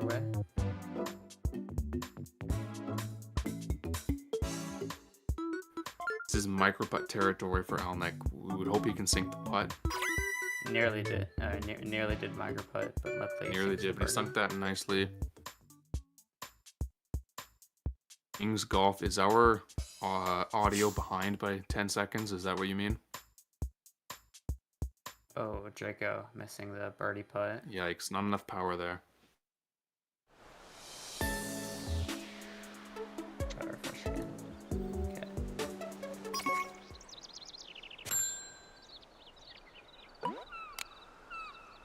Draco with a poor putt there himself.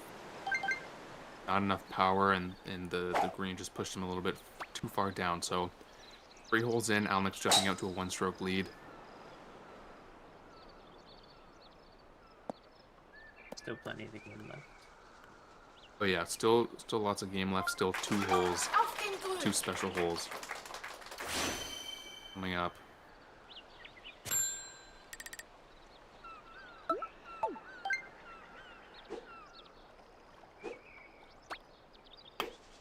Alnick seems to be going spoon for the whole 2 since Tolles it's in play. Birdie. Yeah, we've seen more and more players opt for the spoon on hole 2 recently. You know, when the game first came out, a lot of players were going 7-iron, 5-iron, just chipping onto the green, but obviously your ball is less affected by the wind using spoon, and the roll is a little bit different. So if you can get it down and you can get just the power right, I think spoon can be a good play for hole 2. Very much so.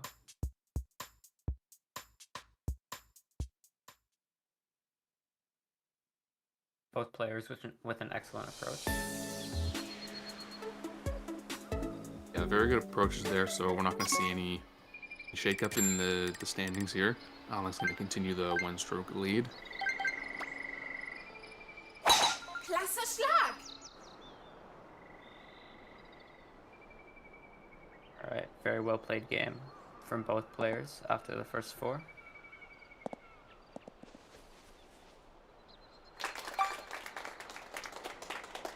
Once again, hole 21. Yeah, the first of 2 special holes. See if this will be a quiet special hole this time, or if there's going to be some more shenanigans, I would say. I think something worth mentioning is every single time we've had hole 21, it's been a different pin. So no points for trying to memorize any consistency with the regarding the approach. But both should be able to play this pretty well. Schlag aufs Grün. Yeah, and Alnick had the chip and eagle in hole 21 in his first match against Ricardo.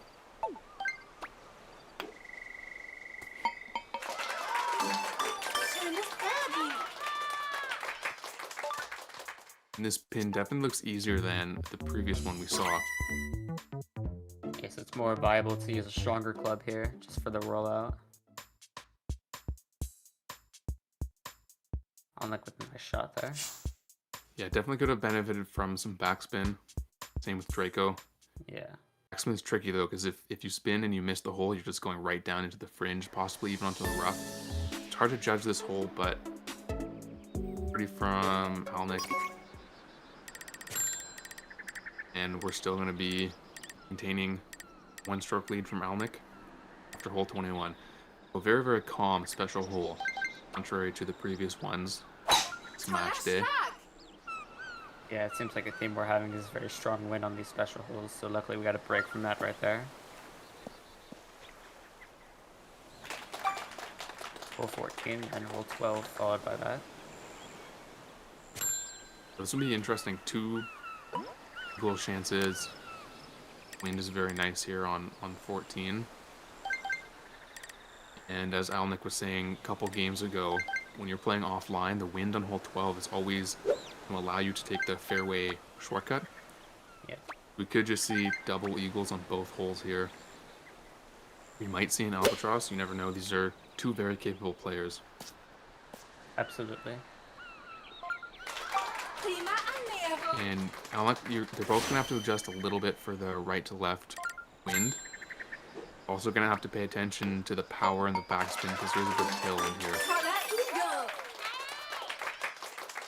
It is on the near side, so you need the backspin, but it's hard to get backspin on this hole being downhill, especially with the tailwind, so Went for the rollout backspin, just missing bunker, and it's a very nice approach. in that case, the backspin actually looks like it hurt him a little bit. I don't know, if he hadn't gone backspin, it's hard to tell. He might have missed the hole in terms of aim, but the power would have been better. But regardless, good eagle, good -2 from Alnick there. I actually do think the backspin benefited a little bit, just because it wouldn't have had the exact same rollout. It would have had more of a bounce shot. So We could have bounced in effect where it went for the hole, but it looks like Draco from the rough makes it onto the fairway. He's gonna have it. It's gonna be harder to get the eagle, but still a chance. he could either putt or chip here, but it looks like he's going to go for the chip.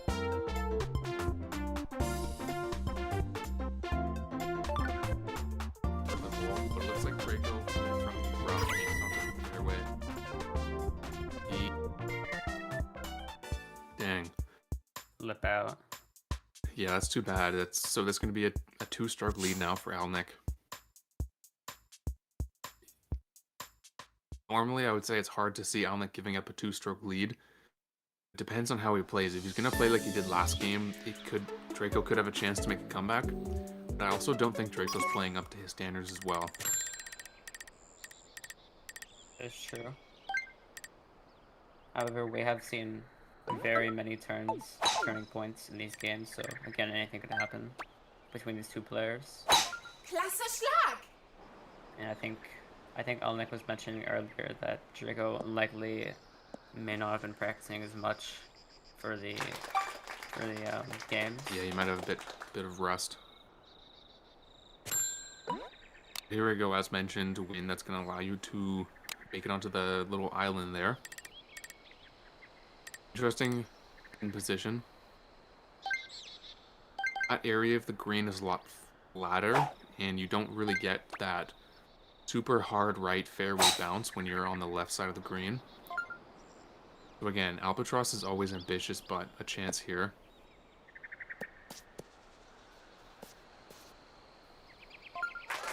Auf den Grün. It's gonna be a little bit of a challenge to read how the ball is going to react with the contact Klasse of Eagle. either the fairway or the green, whatever he lands. Yeah. So you can see there, if Alnick had gotten the fairway bounce to the right, that would have helped him a lot. You don't really get aggressive rightward bounce like so far to the left of the green. Regardless, I think they're both on, I didn't see where Draco's ball is, but I think they're both, oh, there it is, 2 eagles. Who's going to maintain a 2-stroke lead, but we do have a special hole coming up right now. It's true. I think we've seen 2 bogeys so far on special holes.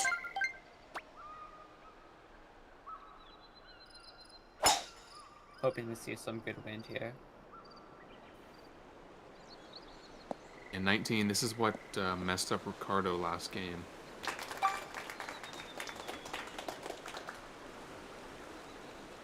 They're both going to be able to go to the rightward or the fairway here and then chip onto the green. On stroke 2, it will be a little bit of a headwind, so they might have to go spoon.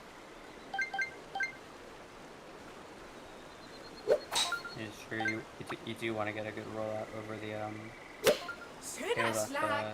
pin is on.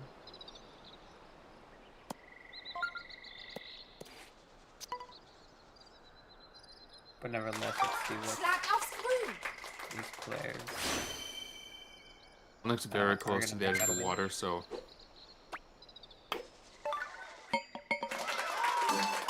Tolles Birdie. he's going to go 3, and he's predicting he doesn't need completely full power. Looks like he was right. He just lipped out there of the chip and eagle. Even with that lip, still a pretty good approach.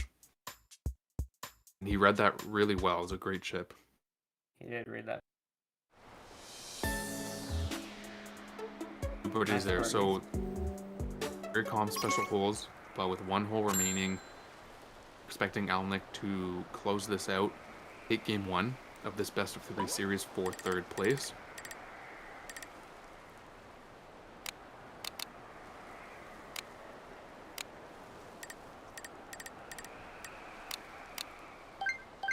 Two very nice scores from both players, nevertheless. Especially with 2 special holes. Very good scores. Klasse Schlag.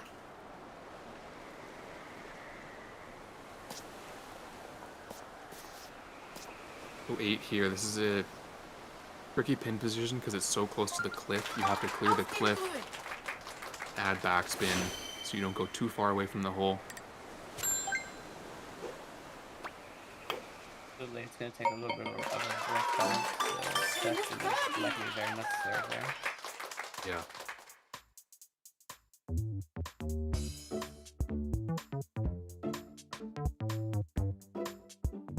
But honestly, really well calculated there from both players. Very easy with this pin position to backspin just completely off the green onto the fringe. Nice approach from both players, and it looks like Alnick's going to be taking the first game here. 2 strokes.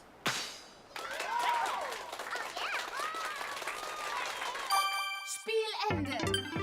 Players playing well better. They're going to be getting a couple of mistakes, but they ended up costing in that game. But besides that, I mean, they both played, again, extremely well. And I'm excited to see how that carries into the next game.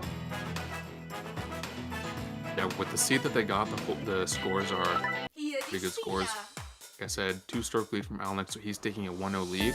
First to 2.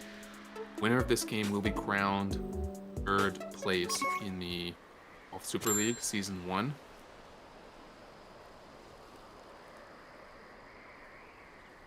And I guess we should mention somebody has already pulled off the reverse sweep on Alnick before. That was Ricardo last game.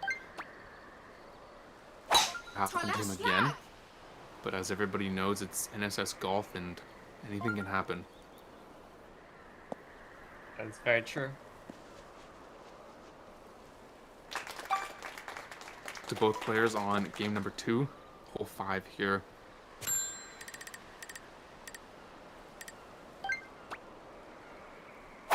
Klasse Schlag.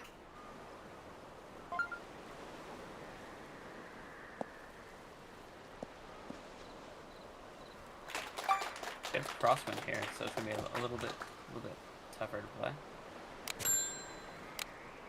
But only making a nice shot there.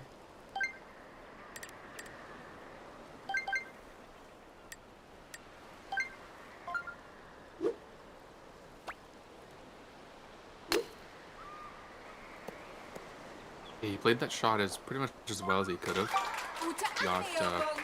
as close as he could to the 2nd stroke. And he lands relatively close to the green. Tolles Birdie. That could be the easiest chip, but we saw him make a chip on hole 5. First match of his and Ricardo's game. I think the pin was actually in the same position or very close, so let's see if he can do it again.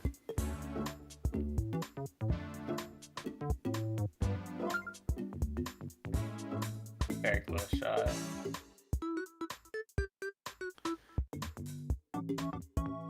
It was incredibly close, yeah.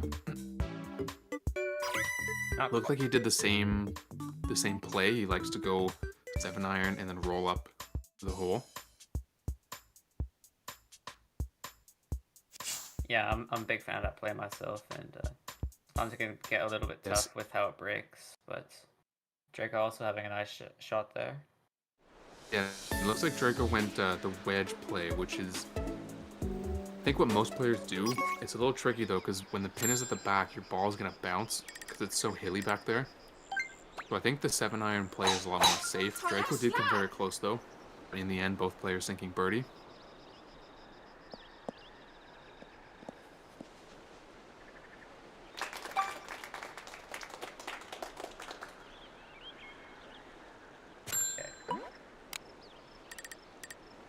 Hole 15 once again.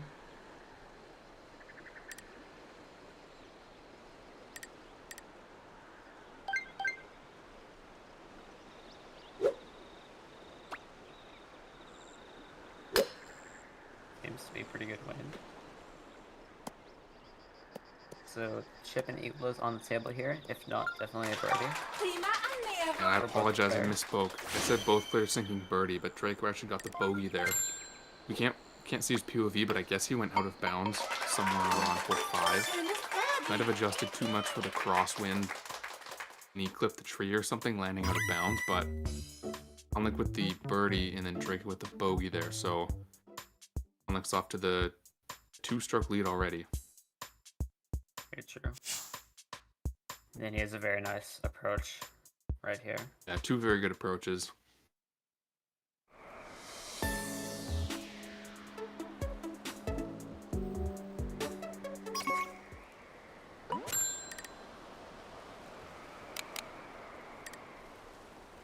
Very well played from both players. Yeah, Draco's gonna go up to 0 there on score. Alnick maintaining the 2-stroke lead.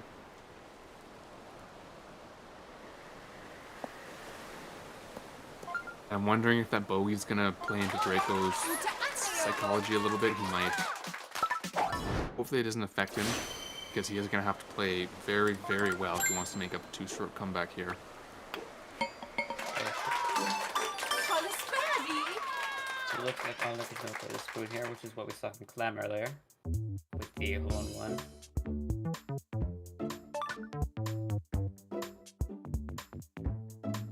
Alnick coming very close, not only to the hole, but also very close to the cliff there. He almost went in the water, but very precise power. Could have used just, a tad bit more. But as we were saying on hole 2 earlier, spoon, a lot more players are going towards spoon plays on par 3s.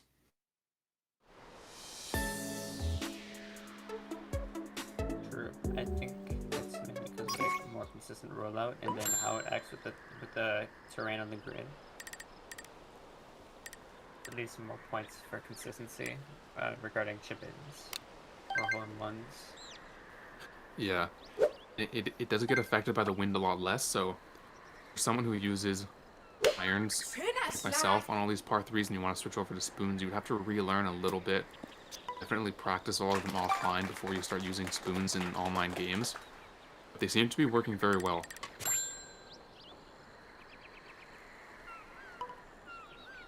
This is a very similar condition to what we had earlier. Possible that Alnick is going to use this to his advantage.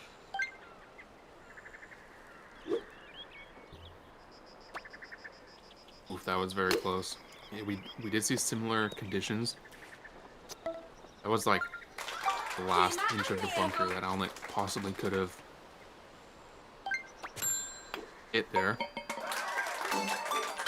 And to be honest with you, I can't read German, but I'm pretty sure He hit the pin, I think. Draco might have hit the pin there. But he's so far back. Not entirely sure what happened, but looked like it was a bit of an unfortunate tee shot for both players. But, ooh, wow. Another lip out. Alex had a lot of those. Looks like Draco's on the green, so he does have a chance to make up one stroke here. Let's see if he can take advantage of that. Hopefully so.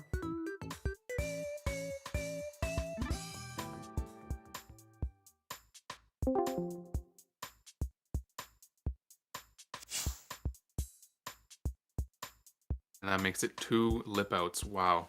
Very, very unfortunate. Hurts to see on this hole. Yeah, it really does. Especially with Draco hitting the pin there as well. On the first shot. Yeah, the pin shots can be like so unpredictable. There can be times where you're almost punished for hitting the pin. Absolutely. There have been a few times where I've hit the pin and it'll go off the green. Yeah, yeah, those are Hurts. ridiculous.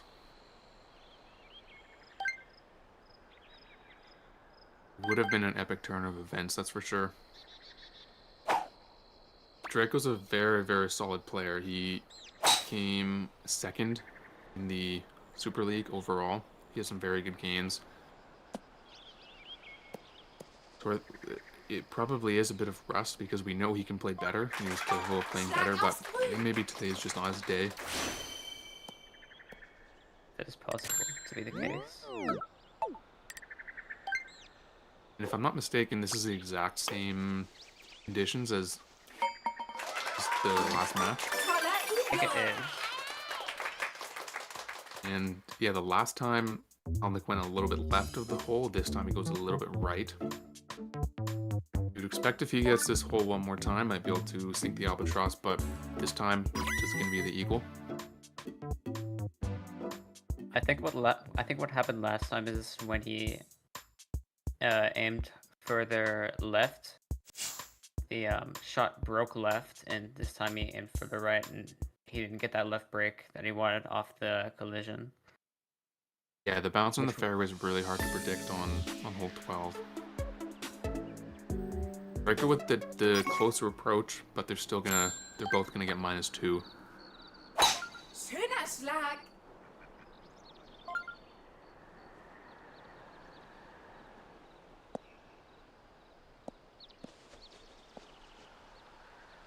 Again, Alnick with the 2-stroke lead after 5.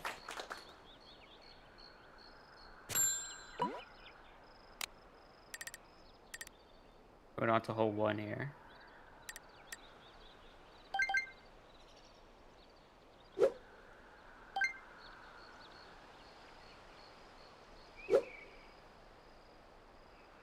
We do have 16 and 17 left, so there are chances for a comeback, but as we were saying before, it's hard to see Alnick drop 2 strokes here. That's true. Let's see what the player's going to do here. Yeah. Especially with hole 1 being one of the easier par 4s, so again, Yeah, we exactly. could see some chip ins here. Schönes Birdie.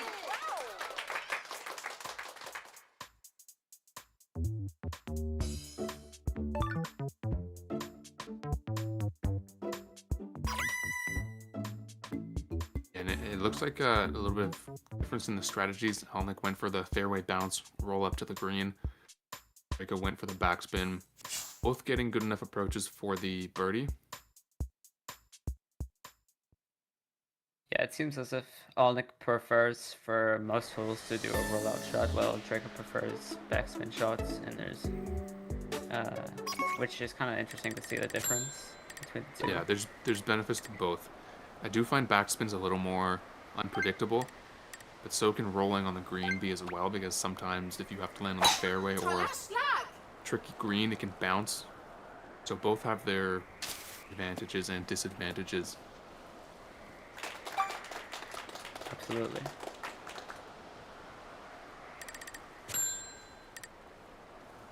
The wind moving left to right, it's definitely possible. Go through the shortcut here. You're gonna have to be very precise though, just to clear through the trees. So you just gotta be very careful. Yeah, Alnick making it through quite nicely.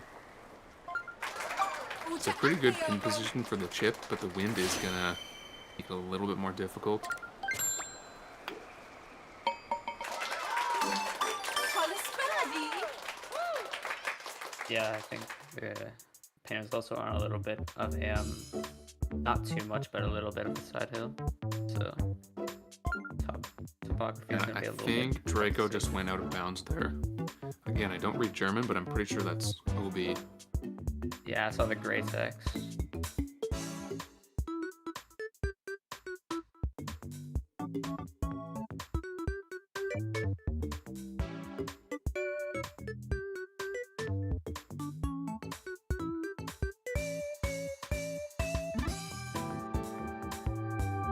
Yeah.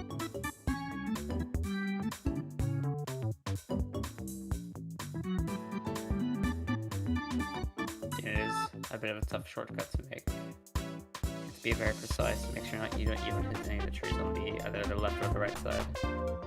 Yeah, and heartbreaking for Draco. I guess that puts him at 2 out of bounds this game, hole 5 and hole 16. Unfortunate to see,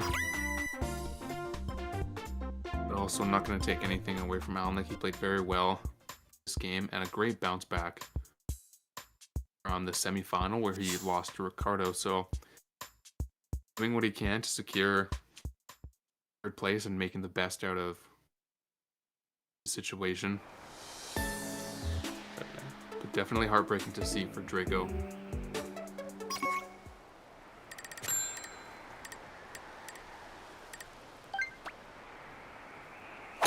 Klasse Schlag!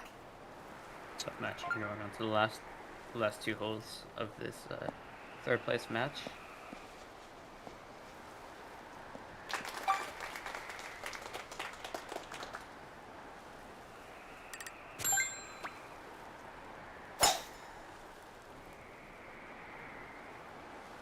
Hole 9 again.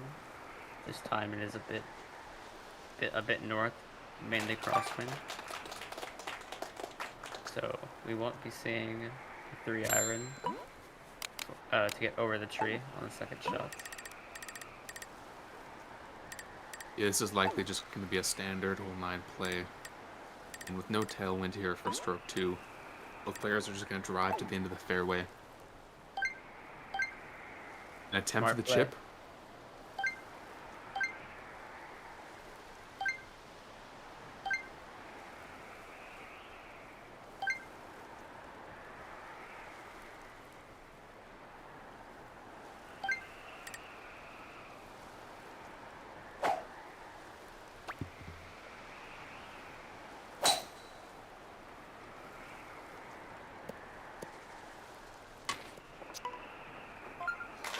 Prima Annäherung! Alnick looks to be going to win once more, which is a very interesting play, but also a good play.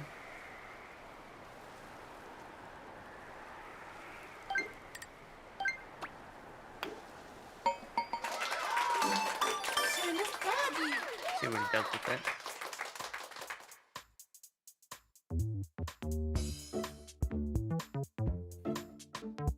And the rollout, oh, hits the pin. Wow. It was so 3 hole 9s now, where Alnick has gone spoon on the third stroke. 3 very, very close approaches, all 3 times. It was an unfortunate one. He kind of rattled out there. I feel like that should have dropped in. Maybe he was just slightly off aim. The pin just pushed him back a little bit. Yeah, I believe it was slightly offset in the center of the pin, but either way, benefit from the pin there.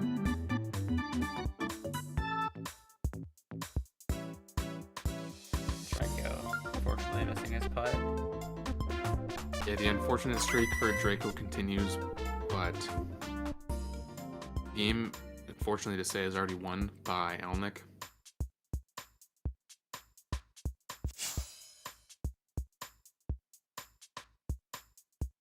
I believe we still have 1 more hole after this. Yeah, 17 coming up.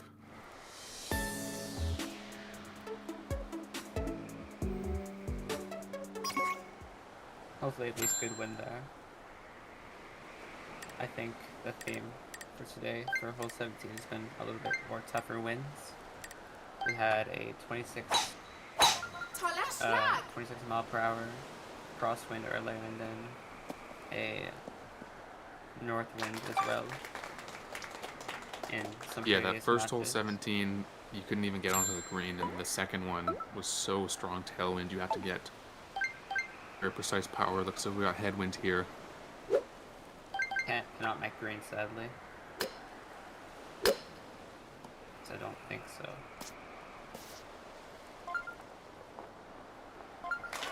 Gute Annäherung! So both players will go for the chip in. Schönes Paar! To save a birdie. Yeah, so Alex leaving the aim straight. It looks like the wind is pushing him a tiny bit to the right. But the green is slanted down to the left. 2 very close approaches from both players. Looks like the game's going to end off Spiel Ende! with 2 pars and Alnick is going to take the 2-0 win, secure 3rd place. Hey Golf guys, Super I want to League. join here. Sorry to interrupt. Alnick here. At this moment, I just want to say to Draco, thank you for participating, and you didn't show the best today. I hope you hear this. We know from the league phase and from the qualifier that you're the same player. Unfortunately, you couldn't show today, but maybe in the next season of the Super League, and there will be one. We will see you again. It was not your best, and we are all aware of it. Great game to both players. We will take a short intermission. We've got the final coming up between Clam and Ricardo. That is going to be a really crazy match. I'm going to set that up, and then we will be back very shortly.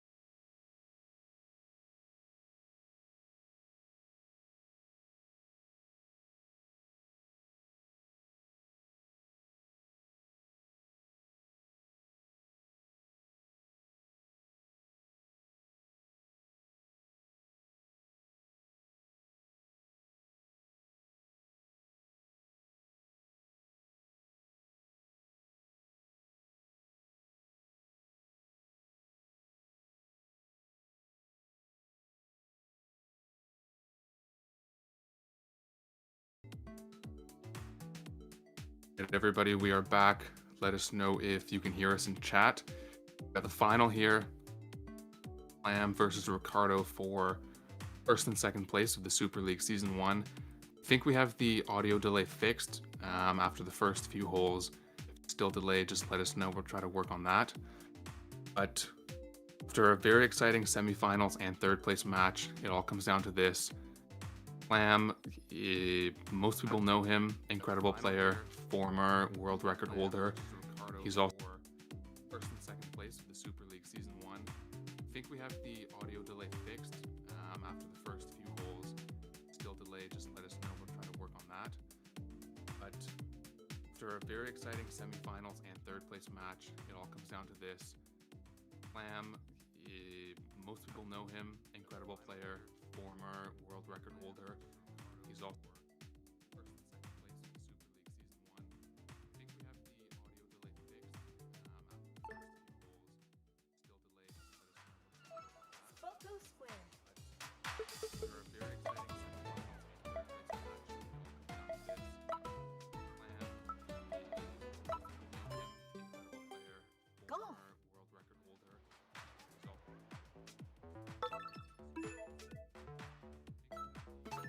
Let's go. Photo square.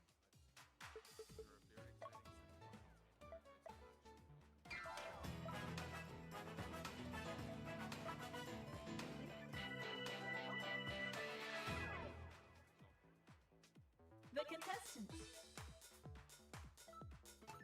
Let's go.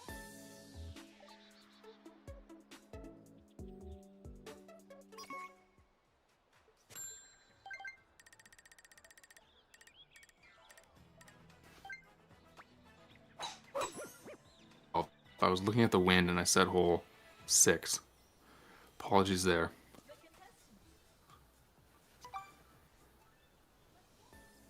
Interesting pin here. We know it's going to break a little bit right off the contact, depending on where you hit.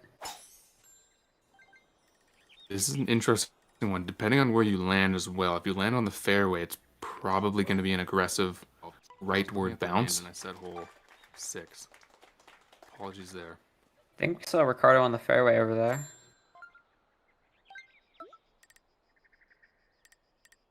So Clam with enough power to get onto the green. He's a little bit too far. He is going to be putting for an eagle, whereas Ricardo's going to be chipping.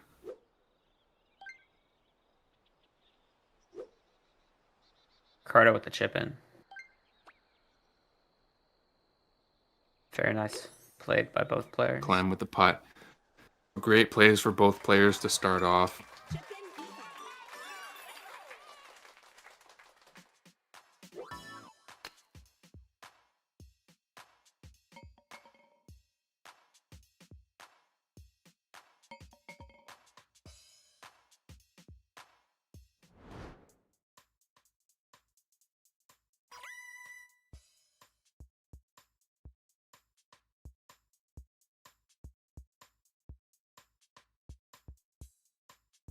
And again, early hole 15 here.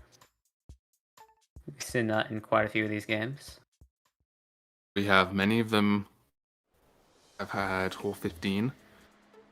And it doesn't look like we have any special holes this game, so this will be an interesting one.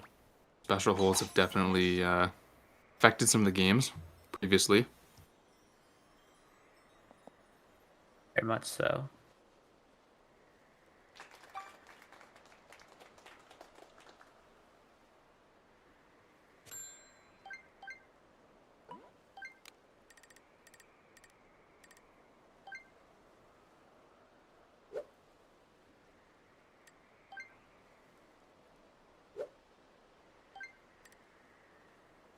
Clam shot gets carried by the wind quite a bit there.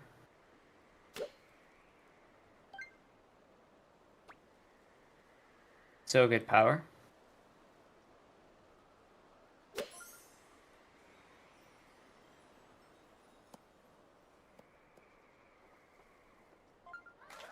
Nice approach.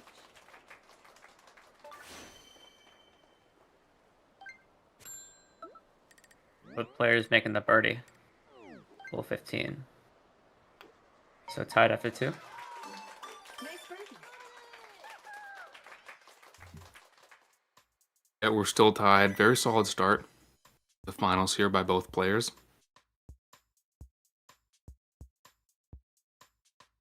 It's like we have hole 13 once again, and then that's going to be followed by hole 18.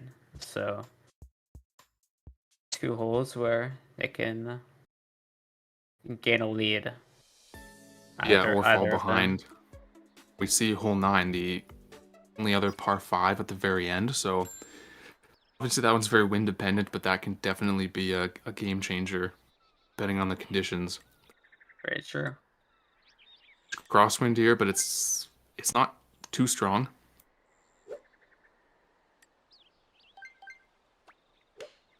We're seeing Clam probably didn't get the bounce he was looking for.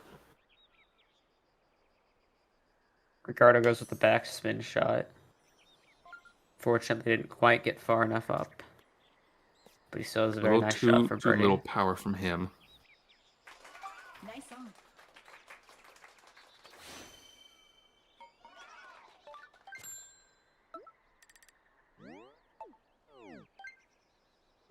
And we're looking at a very nice game so far.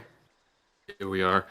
Interesting play by Ricardo to go backspin. The pin was kind of in the middle, a bit farther back. Saw Clam go for the roll approach. In the end, both those plays worked out. We're still tied at -4. And hole 18 looks to be north wind here. So this is an albatross opportunity for both of them. Oh yeah, and the wind is quite light as well.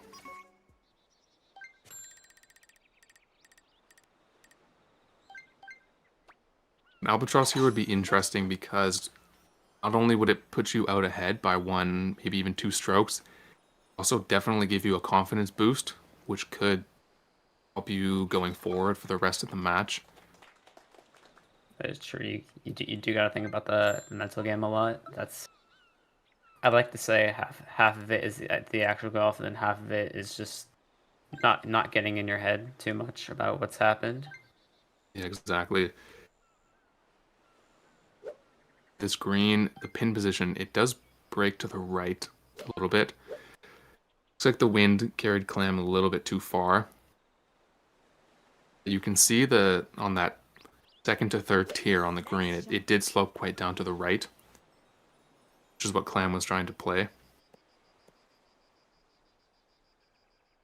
Fortunately, it's just a very tough pin, so albatross was a bit tough. However, both players make eagle, so we remain And both tied. players had a pretty good approach there. So not only are we tied, but we also have a pretty low score so far.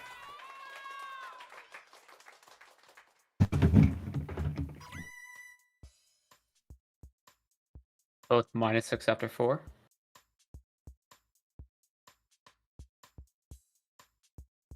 Currently pacing -11, assuming they birdied all the rest of the holes with no eagles or no pars.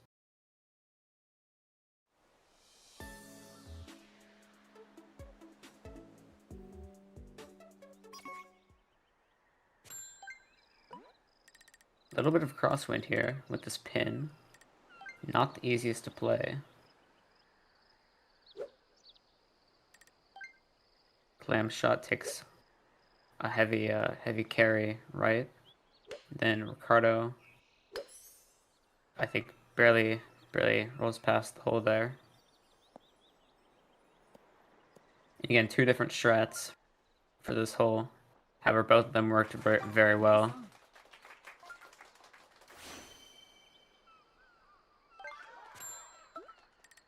And there's 2 very well played birdies.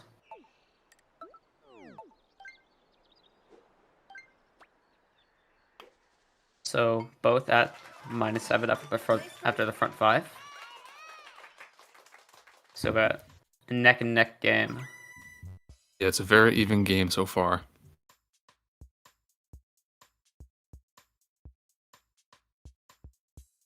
Hole 10 looks to be a relatively weak wind. Yeah, 2 mile per hour, northwest. So we could be seeing some eagles here. Pin is not in the easiest position, but if we see an eagle by one of the players, that would be Nice shot. a good way to break the deadlock. And an eagle here could be the difference in the outcome of the game. So let's see how both players play this.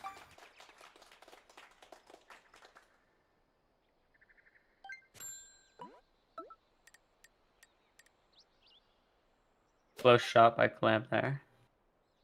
Ricardo's gonna try to go for Nice this. shot. Oh wow. Both of them having very similar shots. Very close approaches by both of them for the Nice approach. happen birdie. Yeah, gotta be careful not to micro putt, and both of them hit the birdie.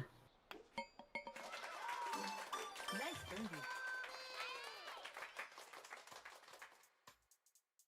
A very straightforward hole, that one. Usually doesn't change the standings. That is true. And with games like these, I wonder if they're feeling more nervous because they're tied or less nervous. And actually, they have a very eagle bowl condition here for hole 1. Yeah, exactly. You'd expect 2 eagles here. It's a good point. I think the later the game goes on, higher stakes one mistake is. So if you make a mistake first hole, you still have a lot of time to make a comeback. As it is with, think about if you're playing online. If you make a mistake in the first hole, you go down 3 points. Oh, Still feel Clam confident ups making up. the comeback. Yeah, That's a tough lip out. We could see Ricardo take the lead here. all right, Ricardo takes the lead, 1 stroke. Wow. Chip in even. And this is like, imagine you're on 4th hole on an online game. You go down 3 points. Your chances of a comeback are a lot more slim. So it's a very interesting development. Exactly. Not too We much. do have 17 coming up. I think it's also- 9. The game, Ricardo takes the lead.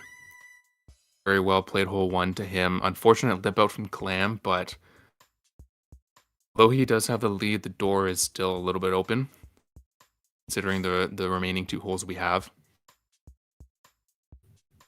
17-9. This looks to be a pretty strong tailwind. A little bit east. Not too strong, actually. Not too strong.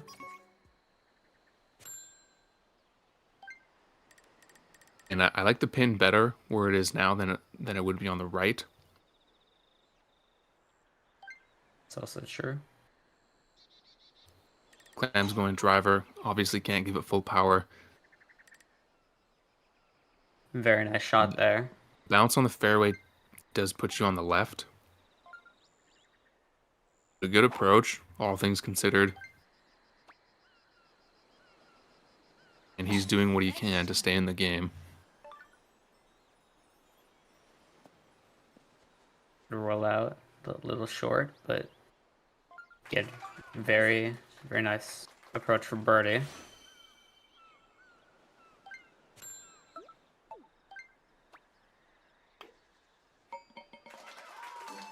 Nice birdie. It's all going to come down to hole 9.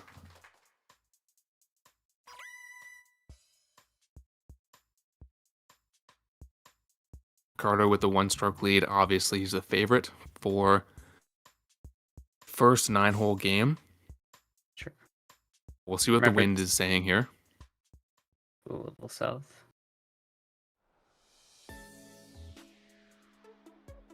Remember, this is best of 3, so...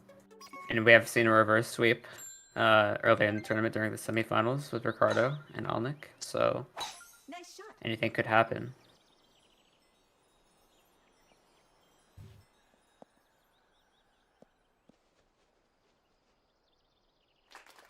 It's going to be a standard hole 9 play. Just need to get to the end of the fairway with the spoon.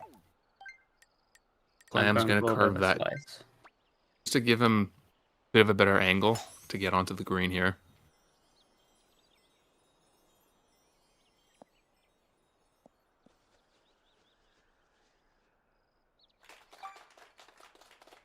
This pin is a little tough because there is kind of a double slope, double side hiller, but the pin is mainly on a very strong right to left side hill. Very, very They have strong. to keep, yeah, they have to keep in mind, but Nice shot. seems they both played pretty well.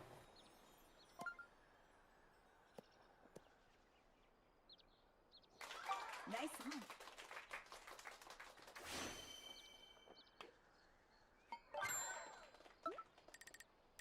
Ricardo makes his putt. The first game goes to him.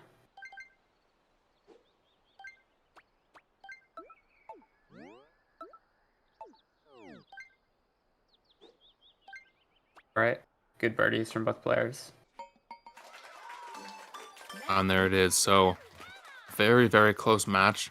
Well played to both players. The chip and eagle in hole 1 was the difference maker. Ricardo played outstandingly to get -12, a great score on a random 9. Clam didn't necessarily make any mistakes. Did lip out on hole 1. Finish. A great win to Ricardo, and he's going to go up 1-0 in the best of 3 series. True.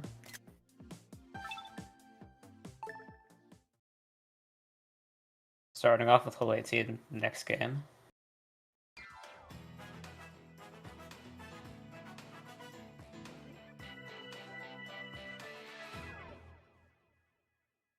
The contestants. It looks to be 0 mph wind. Interesting. Very, very interesting. Starting with 18 0 mph wind. Nice Yeah, shot. both players are going to get off to a great start here. Yeah, and I know we keep mentioning Albatross a lot, but players are Think it so will good, it could happen. happen at any time. I think it will happen here, actually.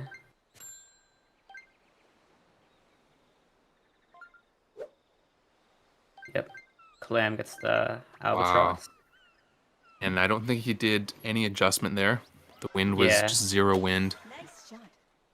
Yes, this And, pin is a dead aim. So both of them, Great Albatross, Albatross. very good start. Double Albatross. That is Chip a start. Both players off to -3. Score is great, but we're also still tied.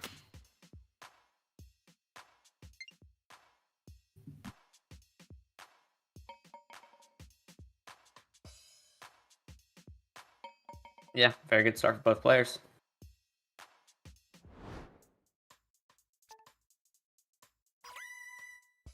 Last match, they started on hole 12 with the double eagle, so one-upping themselves here, starting off with the double Albatross.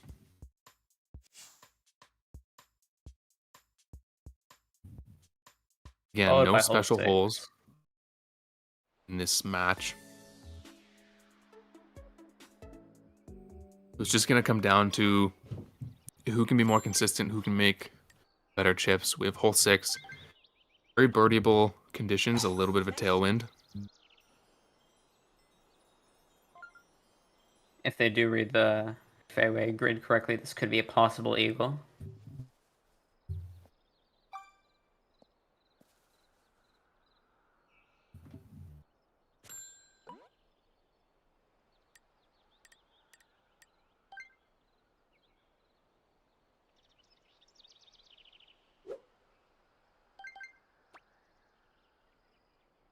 Going with a no backspin rollout. Not a bad shot regarding power. It's not. That quite one's tricky the, because if he adjusted more to the right, he could have clipped the tree, landed in the rough. It's true. He's a bit of a side hill, but it was a good chip to get him a birdie putt, which he does sink. It's also worth mentioning, I think, that it could be possible where Clam was aiming, he was trying to get the Nice birdie. the right break from the fairway, since the fairway does break right around that pin. If the ball makes contact, so Yeah. he could have been trying to play that. He could have been going for the roll. Hole 17.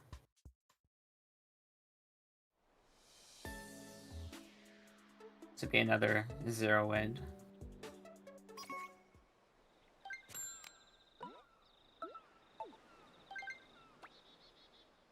Nice shot.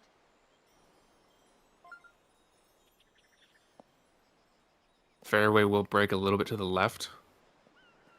It was a little far, but should be not too bad of a putt due to how the green's gonna act. It's relatively flat.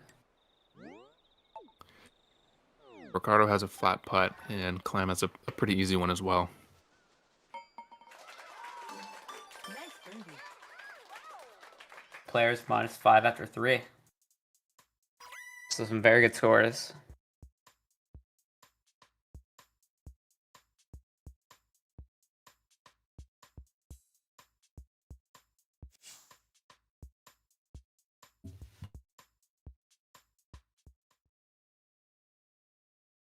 But again, no special holes this game either. So have hole 4 Once right here. again, hole 4. This one's going to be a little tricky because of the tailwind and the pin on the near side.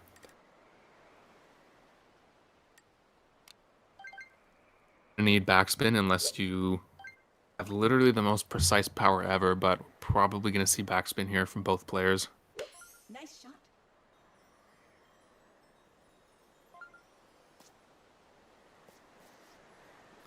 Two very nice shots.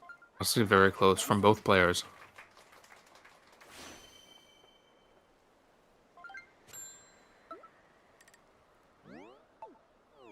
Both sinking the birdie.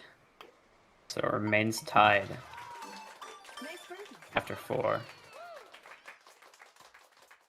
And I believe the scores are the exact same at this point of the game as it was last game.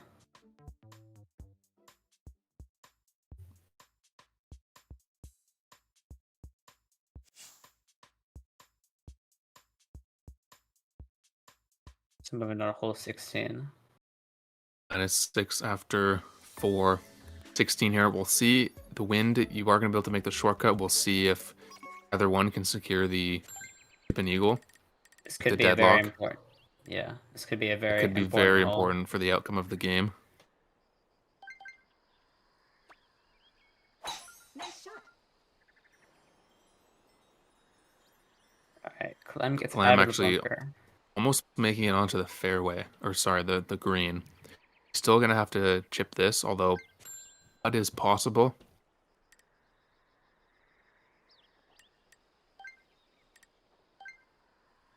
Very close chip. Not Very quite close so. chip. See if Ricardo can take advantage of that. Ooh, very close as well. Nice approach. They're having very similar outcomes with their shots, regardless of the difference in tee off or where they're positioned, which I think is interesting. Nice birdie. For example, they both missed just slightly right there. But -7 for 5, very solid. Still maintaining a really, really good pace in terms of score.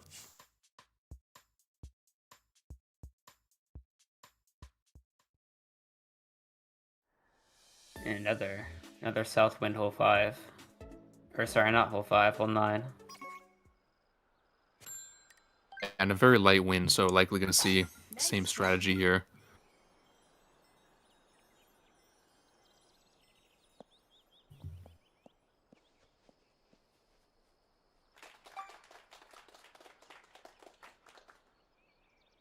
I'm just gonna go for the slice again.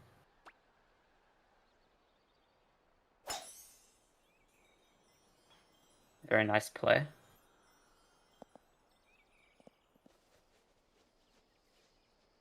It just gives them a bit of a better angle chipping onto the green. That is true. That is true. And with the wind, it's relatively flat a little bit left to right, but the green is going to push him a little bit to the left.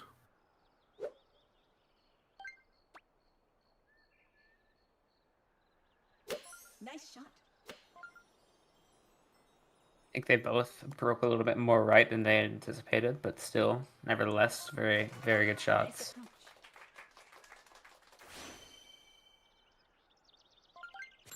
Yeah, to the right. Apologies. I think I said left.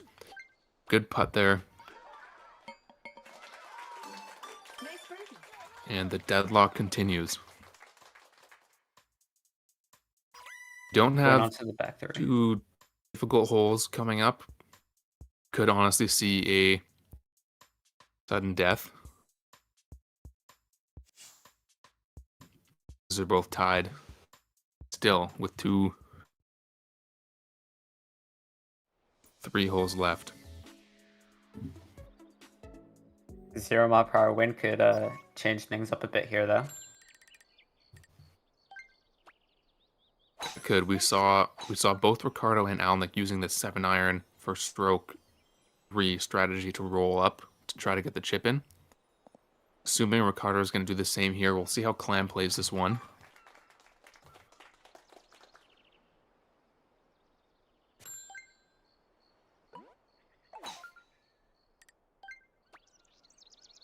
Nice shot.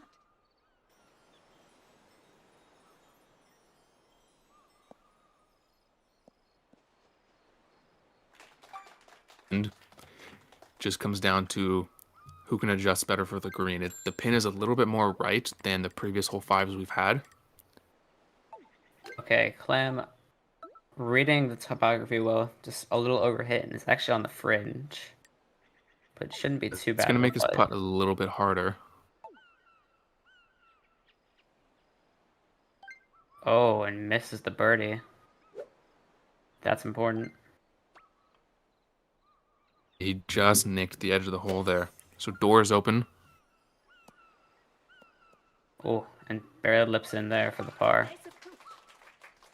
And Ricardo with the very close approach, you'd expect him to sink birdie as well.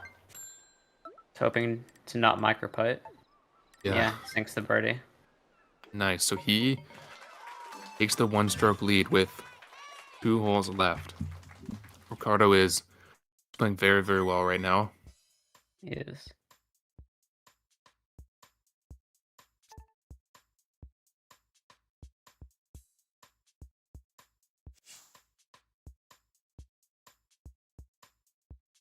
Hole 13. Clam's comeback chances rest in 13, followed by hole 1. Assuming Ricardo doesn't make any mistakes, Clam is going to have to make a chip in here or the next hole. Yes. True. Hole 1 could also be really important, though, since it is a very chippable hole. Yep. Oh, Ricardo, a little far, but still He possible got the birdies. backspin to get back onto the green.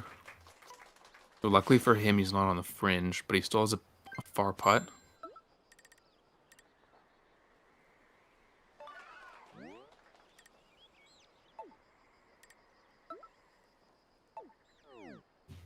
To be a bit careful here.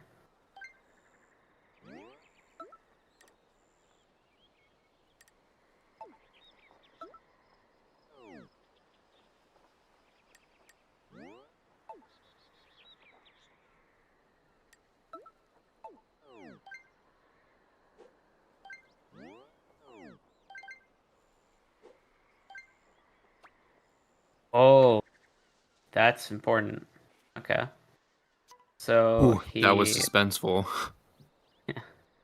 So He- back to a tied game. Back to a tied game. Wow. Back-to-back missed putts, one from each player.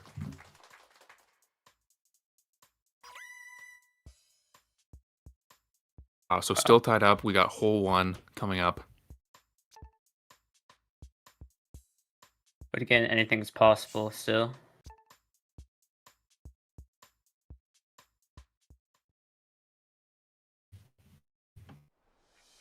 Little bit of a This headwind is here. second game of a best of 3 series. Ricardo is up 1-0.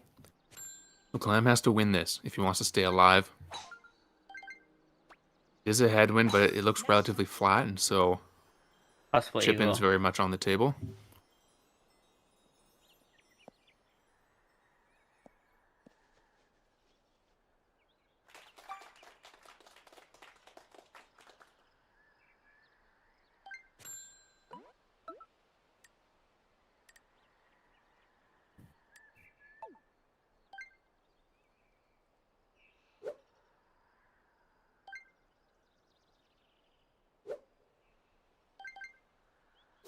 Oh, and Clam lips out.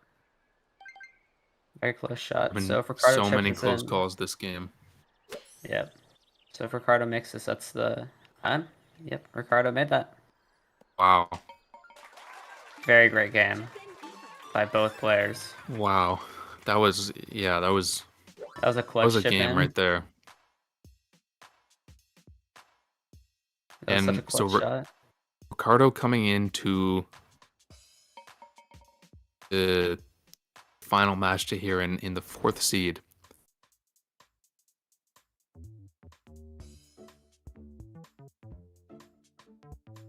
As a 4th seed, he took down Alnick in the semifinal, and then he took down Clam in the final.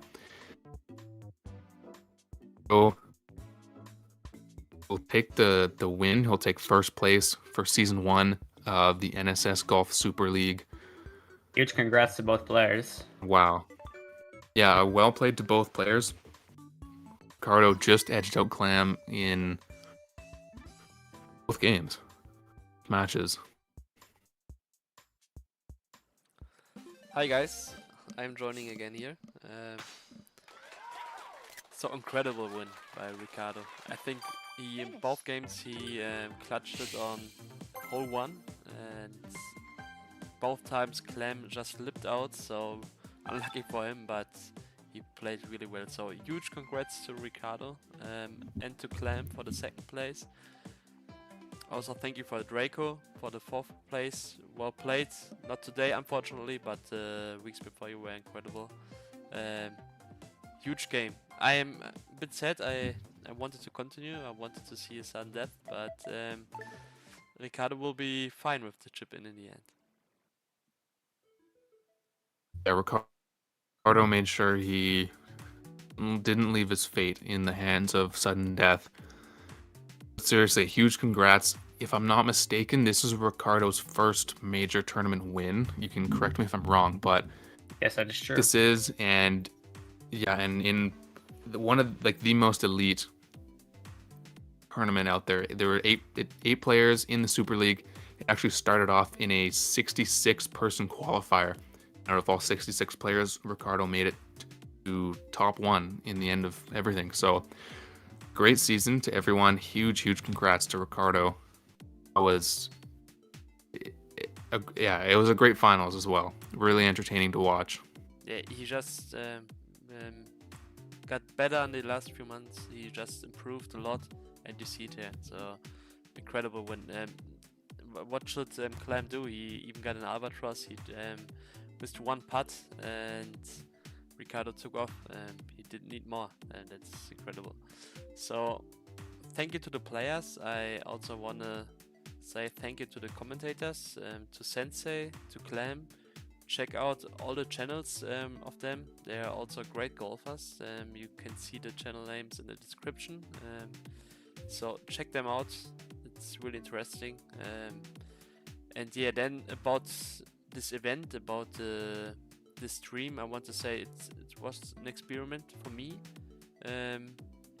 You probably had some technical issues, maybe there was some delay, but it was a good experiment. I think I can improve from now. I know what's not working well, and in the future with similar events we can maybe do similar streams.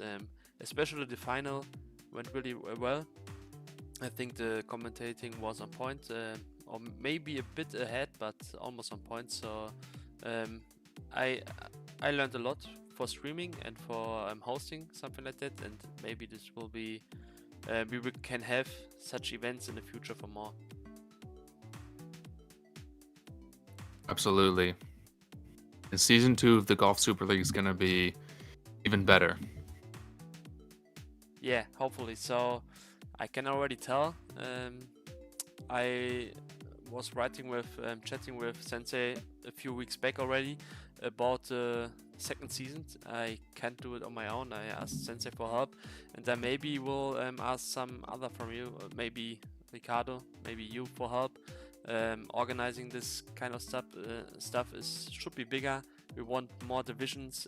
That's what I can tell already, and it will take maybe a few weeks still to prepare, but there will be second season. Under the link NSS Golf Super League, you can find an invite to the server, to Discord, and infos will drop there soon. Well, So again, huge congrats. I want to give Sensei and Tykes the opportunity to say goodbye to you. At first, I want to say to Tykes, we have a game this weekend. I will tell you, I will write you a schedule in probably tomorrow, I'm not sure, but it will be possible this weekend. And there's another huge final. I'm playing against Tykes, so if you want to see Tykes playing against me, maybe check out his channel in the comments. And so I give you a short moment to say goodbye, and then I will say goodbye as well, and then I will end the stream. sounds good. Well, everyone who participated today played extremely well and made it all the way up to the semifinals, which, you know, huge congratulations to everyone who made it this far.